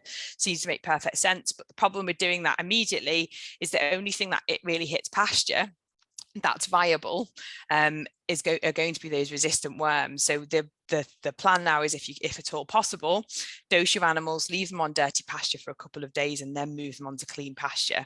Then any resistant worms that come out of the back end of the animal have the ability to breed with sensitive worms that are already on the pasture, rather than just resistant with resistant. Underdosing, so just making sure that we use the right treatment, the right amount as well, very, very important in terms of reducing that risk of resistance. And also blanket treatment, so if we can avoid blanket treatment, brilliant. So if you're worming your goats or your sheep, if you're weighing your goats and your sheep, using that information in order to determine whether or not they need worming or not. Are they hitting the targets? If they're hitting their growth targets, probably don't need worming. And again, adult animals often don't need worming as well, as long as they've had at least 2 grazing seasons on the farm. And just checking that your wormers are actually working. That's a really good place to start. So that's fecal egg count reduction test. So if you've done a worm egg count before you've wormed, which I would love you all to do, and then you worm, please do one. And depending on which wormer you've used, 7 days to 2 weeks after, speak to your vet about which one you've used. You do another fecal egg count and actually see if it's reduced, because we're looking for about a 95% kill rate there. And the problem with worm resistance is it's really sneaky. It kind of creeps up on you, and you might not notice any particular production problems until you've got about 50% resistance, in which case you're going to struggle to pull that back. So just check everything's working. Dose and check every single time. Sorry about this, it's a little bit blurry, but I just wanted to, it is from the SCOPS website, and it's the introduction of wormer classes and then the first reported case of resistance. So you can see that first line probably just about our white wormers or our 1-benzimidazole were introduced in the 60s. By 1984, the first case of resistance reported. And then when we get further down and look at the orange wormers, which actually only came in 2010, so 24 years later for our white wormers, and then 8 years later for our orange wormers. Effectively, I mean, as far as I'm concerned, nature's cleverer than we are. So resistance is always going to be there. It's only going to get worse. So what we need to do is try and reduce the use of these products and really protect them for when we need them, rather than just going in with our blanket treatments. And there's a few things we can do about that. So we talk about at Dung Beetles Farmer, we use the PAT principle. So CalPAT seems to make sense, but it stands for prevention, assessment and treatment. And if you go through that every single time, you will always reduce your wormer usage. So things that you can do to prevent, so breeding our own replacements. Really important, not bringing in problems. So Phillipa's already touched on this, quarantining incoming stock as well. So we often will think about quarantining for infectious diseases. We probably don't often think about it quite so much for lameness, and we certainly probably don't think about it at all when it comes to parasites. So if one time I would really like people to worm would be when you're buying in stock, because that they can bring resistant parasites onto farm, they can bring resistant fluke onto farm, and they can be a real problem. So speak to your vet about coming up with a protocol for bringing those animals in, and lameness again is another thing to really think about there as well. A healthy livestock, so anything that's healthy is going to be much less likely to pick up a problem. So whether it's a lame animal, whether it's an unvaccinated or a sick animal with an infectious disease, all of those things are going to be more likely to pick up a problem. So nutrition, so our animals on a good plane of nutrition, so sheep on a higher protein level have been shown to have lower parasite burdens. And again, thinking about things like our natural antiparasitics, so chicory, for example, if animals are grazing outside, chicory shown a 40% reduction in worm burdens in sheep, which is fairly phenomenal really, but there's lots of other things. So there's samfoin, trefoils, plantain, a lot of those things in those sort of herbal lays or those traditional traditional grasses are really good for reducing worm burden. And the reason is effectively they can't climb the grasses quite so well. So we talk about longer sward length. So actually sheep and goats grazing a slightly longer sward length. Your worm eggs can't actually get very far up the grass sward. Unfortunately, this isn't true with our ryegrass species. So ADAS in the UK have done a study where they looked at ryegrass, and actually you can still find worm eggs throughout the grazing horizon there as well. So it does tend to be those more mixed species where you will have reduced parasite burdens on pasture. And then mixed grazing, I think we've moved more away from that, but I think there's a lot of people going back towards it again. So generally, our goats and sheep don't tend to have the same, at least gastrointestinal worms as our cattle. Obviously, fluke is a slightly different story, but mixing up that grazing can reduce those parasite burdens as well, because the other species act like a bit of a hoover for the other one.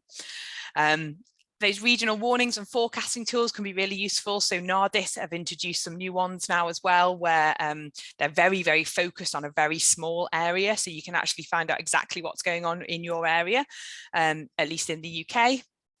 And then breeding as well. So we, again, Phillipa's touched on breeding for lameness and potentially breeding for parasites. I mean, how often do we cull based on parasite burdens?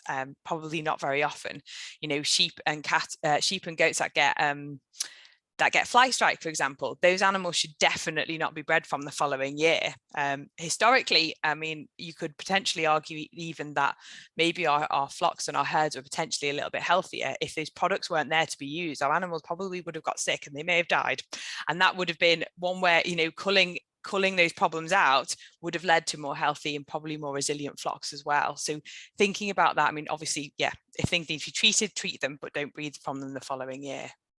And those young stock paddocks, so where we're using young stock paddocks and the same young stock paddocks year on year, and this is a constant problem that I seem to come up against, people will use the same paddocks for young stock. And what happens is that they act as multipliers. So when they ingest worm eggs, they tend to build them up, and they spit them out everywhere. And then the following year, you get more young stock on, and then it becomes, it's just a problem that keeps occurring every single year, a bit of a treadmill. So trying to switch up where the young stock paddocks are on farms really important. So adding them into your grazing rotation, or doing like a leader follower where you have your young stock going in first, followed by your adult animals, so they're getting the best pick of the grass, generally the higher sward. All of those kind of things can really help. And then assessment, so using any level of assessment is better than nothing at all. So diagnostics, so fecal egg counts are often the most useful, particularly for goats and sheep. You can get your vet practice to do them for you, or you can send them off to a lab, or you can do them yourself. If you are doing them yourself, I popped this little picture on here just to show they can be quite difficult to interpret. So please make sure you get somebody to look at them for you. And in fact, at the beginning of every season, I always send off my first few samples to quality control myself, make sure that I'm on the right page.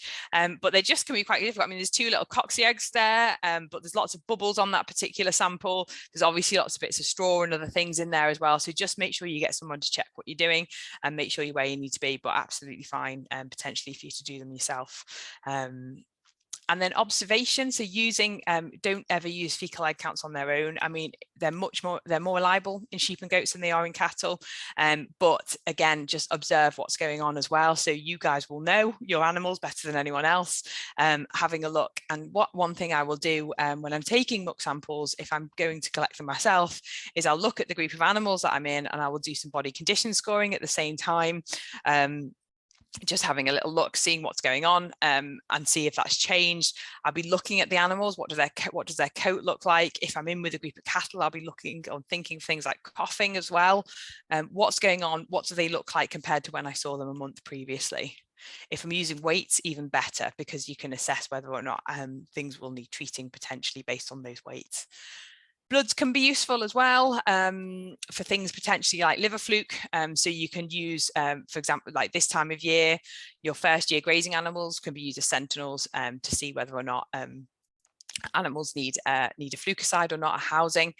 Abattoir feedback, again, for fluke, it's not always very useful, and particularly not useful as a one-off, but if you can track just changes over time and have those discussions with your vets, well, they found this time, they've been told, keep an eye on what's going on there as well, and potentially milk too. I've got about most mature animals as well, they don't need worming, as long as they've had those 2 grazing seasons. And then treat, so make sure it's the right animal. We need to be moving more and more away from blanket worming from a resistance perspective, if nothing else. using the right product at the right time. So when I say the right product, the more narrow spectrum you can use, the better.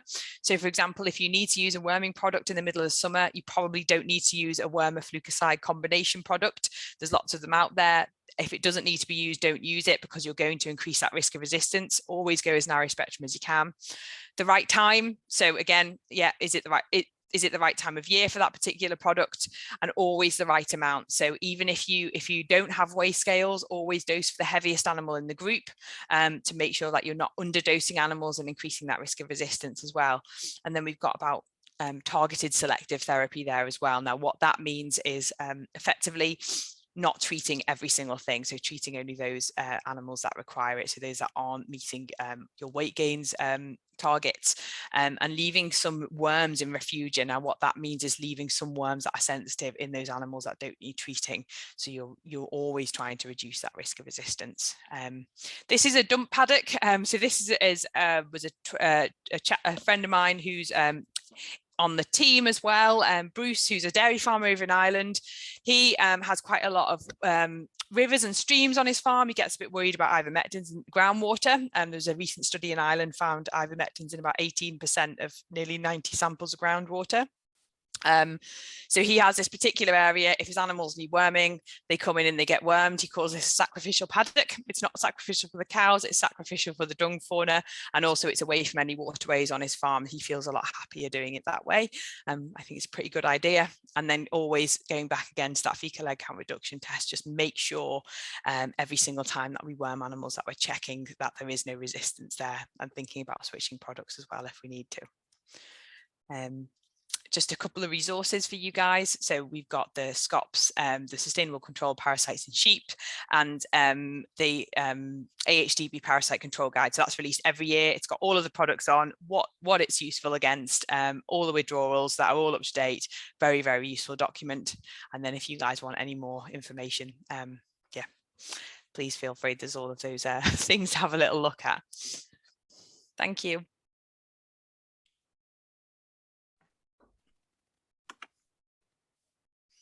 Brilliant. Thank you, Claire. That was great.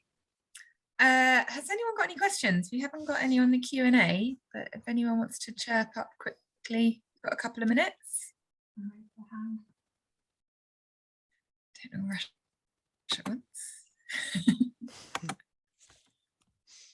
Okay, well, if there aren't any questions, then we'll move on to our final speaker for today. So our final speaker today is Renzo, who joins us as a livestock advisor with Siva Animal Health. Originally from Italy, Renzo is now based in the UK, and he's going to be talking to us about Q fever. Renzo, over to you. Okay, thank you very much. Can you hear me? Yeah, we can indeed. So I'll start sharing my screen.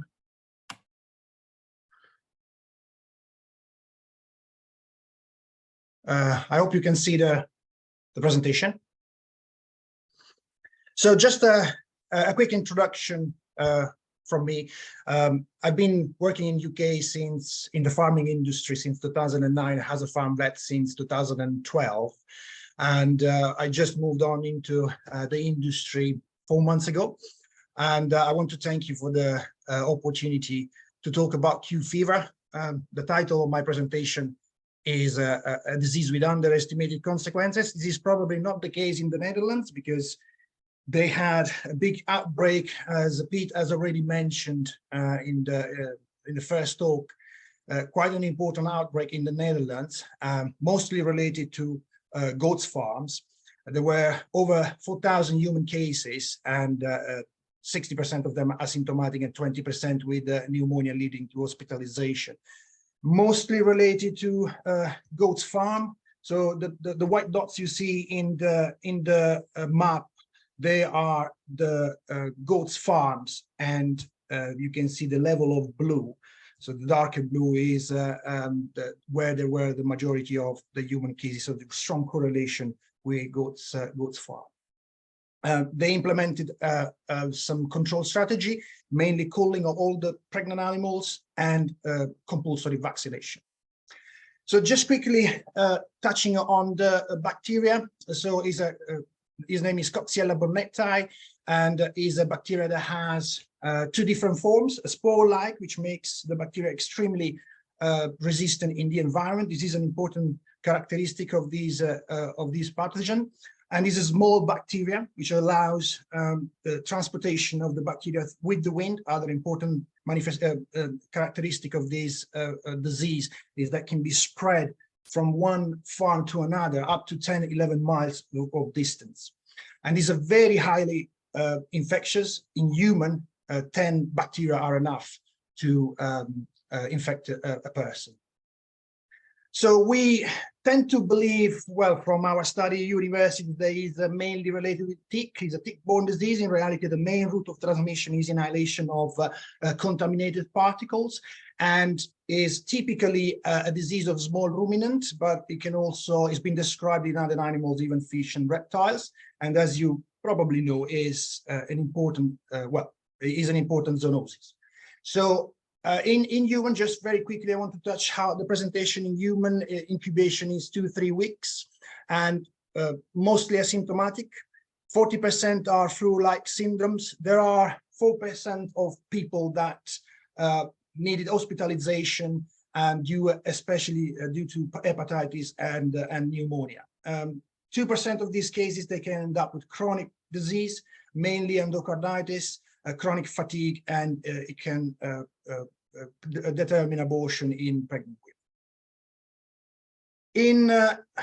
In small ruminant and ruminants, because this is a disease of both cattle, sheep, and goats as well, the main excretion route is birth product, especially placenta and aborted fetus, but also fluids. This is very important to understand that the majority of the excretion happens at time of parturition, and this is the time when the animal excretes the majority, the highest load of bacteria. Other route of transmission of excretion are vaginal, fecal, and through the milk. This is especially important in cattle because in goats we will see there is a different dynamic. Other infection routes, oral routes, they don't seem to be, it doesn't seem to be very important, so that different opinion on this, and is a vector-borne disease as well, although the tick it seems to be more important for maintaining the disease in the environment, to maintain the bacteria in the environment. Has been described also venereal route, but is poorly characterized. So the main characteristic of these diseases that is an environmental disease, and we can have two sources of contamination and transmission. So a close contamination, direct contact with aborted fetus or aborted material, or at time of parturition, and also contamination of the environment and dust that can be contaminated with the bacteria. And if we look at the prevalence in ruminants, and this is a study done a few years ago, and is a critical review of many publications on Q fever, and we can see that worldwide, this is a disease that is present, is vastly present, up to 40% in cattle and 25% in sheep and goats. So it's if we look at this French study, this is specifically for cattle vets, well, for cattle farmer and vets in France, and they looked at antibody level in veterinarian and cattle farmer. We can see that there is nearly 90% of vets being they were seropositive for Coxiella, and 56% of farmers. And compared with the general population, they used bloods from donors, and they looked at antibody in the blood, and they found that 10% of the population was actually positive for Coxiella. There are no specific study for the prevalence of this disease in UK in goats and sheep. The APHA tried back in 2015 to create a sort of survey using bloods taken in 2008 survey on Brucella to try to see the seroprevalence of Q fever in sheep. And the study has a lot of limitations, so the data are not extremely reliable. And if we look at data on the bulk milk in cattle, we can see that diseases are done. This study was done in 2017, and Coxiella burnetii antibody level was present in 80% of the farms surveyed, which is a very high level, and tell us that in UK probably we are dealing with an endemic disease. Well, we are dealing with an endemic disease, and also looking at the antigens, or looking at the actual presence of the bacteria, 30%, nearly 30% of the farm survey, they were positive. So what are the clinical presentation of this disease? They are in goats and sheep. So everything we know, and in cattle as well, comes from studies in human medicine and from experimental infection and case field studies. And generally speaking, the presentation of Q fever is mainly related to abortion storms or high level of abortions. In cattle, more than sheep and goats, we have retained placenta and metritis. Very common manifestation is premature delivery and stillbirth, and weak calf syndrome, and also same problem with lamb and kids. There are now different studies, especially in cattle, showing that there is actually a correlation between Q fever and also fertility disorder. This is not well understood and needs more studies in sheep and goats. So some experimental studies, this is a very important study done in 2005. It was used also to validate vaccination and the vaccine. And they created 3 different groups. One was a non-infected group. The other one infected, non-infected and non-vaccinated, infected and not vaccinated, and another group infected and vaccinated.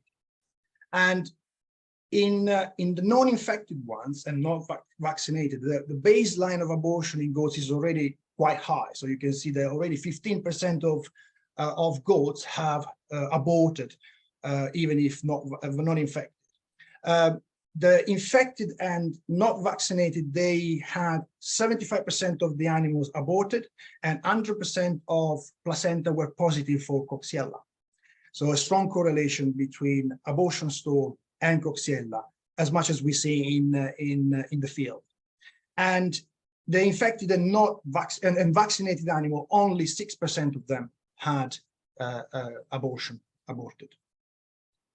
They also looked at the excretion of Coxiella through different routes in goats. So vaginal excretion is the number of goats excreting the bacteria after the abortion. It was pretty high just the day after the abortion, was already pretty high, and then declined over time with a mean duration of 22 days. If we look at the fecal excretion, the time of goats starting excreting the bacteria through feces was pretty late after the abortion, and it spikes and then suddenly goes down. So there is a different dynamic through the excretion through feces. The milk excretion, this is also very important because in cattle we know that milk excretion is probably the most constant way of excretion of Coxiella. In goats, and then we can use bulk milk as a diagnostic tool. In goats and sheep is less practical because of milk excretion goes down after a couple of weeks, and the level of excretion through the milk is not as high as in cattle. In sheep, the only study that has been done was in 30 years ago, 4 sheep in Bulgaria, and they were all seronegative for Q fever, chlamydia, brucellosis, and toxoplasma. They were injected in the vein, 3 in the vein and 1 in the peritoneum with Q fever. And the symptoms 5-7 days post-inoculation was high fever for 2 or 3 days, and animals were lethargic. And they also presented some sort of respiratory symptom with conjunctivitis, rhinitis, and polypnea. After the second stage, so at the time of lambing, well, 2 of the sheep had premature lambing with dead lambs. And there was one premature delivery with 65 days post-inoculation, and one dead and one lamb was alive, and another one was alive, but they all died within 24 hours. And they were cachectic, arthritic, and ataxic. And at the necropsy, they all showed sign of pneumonia and hepatitis. So again, it relates to what happens in goats. And oedema, swelling of the placenta, and in all the placenta where Coxiella was observed. And again, in cattle, the only experimental study done was in the 70s. They injected under the skin 12 heifers, and they all showed high temperature and again pneumonia symptoms, very similar to the sheep. And so it seems to be a very typical symptoms of acute phase of the disease, high temperature and pneumonia symptoms. So this is probably the reason why it goes under the radar in the acute phase. In the chronic phase, in cattle, they show 2 of the heifers aborted and 3 of the heifers didn't get pregnant. So there is a combination of abortions and infertility in cattle. Again, this is some studies, so there are more studies that have been done in cattle, and showing that there is a correlation between seropositive cows and abortion, but also seropositive cows and retained placenta, and also return in heats, irregular return in heats, so subfertility. So just a picture of the clinical signs in small ruminant and cattle. So there is a strong correlation between Q fever and abortion in both cattle and small ruminants. And also a correlation with weak offspring. Retained fetal membrane, there are evidence in cattle, but it is not well understood in small ruminants, and there are more studies needed for infertility in small ruminants. As we said, there are no strong data here in UK and about Q fever. And one of the reasons is because we probably don't look properly for the disease. So if we look at the data from France, coming from France, this is a report in 2017 that shows has abortion cases, the diagnosis of abortion cases in small ruminant. Chlamydia was, as expected, the main cause of abortion, but Q fever was very close to toxoplasma. If we look at the 2020, this is quite interesting, especially in sheep. The level of abortion due to chlamydia was 22%, and the level of abortion due to Q fever was 20%. So there is, strong evidence that Q fever is an important cause of abortion in small ruminants. Just quickly on the diagnostic, as any other infectious disease, we have 2 ways to diagnose the disease, but we need to take in consideration that the immune response of the host to the bacteria is not properly understood. In the study in the goats done in 2005, 25% of the goats that were actually shedding the bacteria, they were seronegative, though they tried to explain this as goats not being in the seroconversion phase. But in reality, it seems to be quite common that seronegative, well, there could be situations where seronegative animals may be actually excreting the bacteria. So the best way to identify and diagnose the disease is through the direct detection through PCR. So if we look at some scenario in the field and we have a farm where we have an abortion storm, or we have a higher rate of abortion, the best diagnostic tool we have is PCR on placenta or vaginal swab, and a list of a couple of animals. The more the better, of course. And if none of them are positive for Q fever, then probably we need to investigate other causes. If we have one of them that is positive and one is negative, then there is some suspicion that Q fever may be causing the abortion. And the best thing to do is just looking at seroprevalence. But again, as I said before, you have to identify the right animals, so the one they aborted recently or they have some issue, and select these animals for sampling blood and to look for antibody. And if you have about 40–50% of them positive, then you probably are dealing with a Q fever problem. If both of them are PCR positive, then you're most likely dealing with abortion caused by Q fever. So you want to put in place a control plan. The sampling must be done. So the sampling of the vaginal swab can be done after the abortion, no more than 7 days after the abortion. And the placenta, of course, must be as fresh as possible. And as I said before, for the serology, you need to identify and sample animals that have aborted recently, or you believe may be affected by Q fever. If we don't have abortion material, we can still do some serology tests. We need to take them with a pinch of salt, of course, because normally we tend to suggest if we have less than 25% of positives within the group, then we are probably not dealing with the disease. If you have several serum that are strongly positive, then you probably are dealing with a Q fever problem. Touching on the control,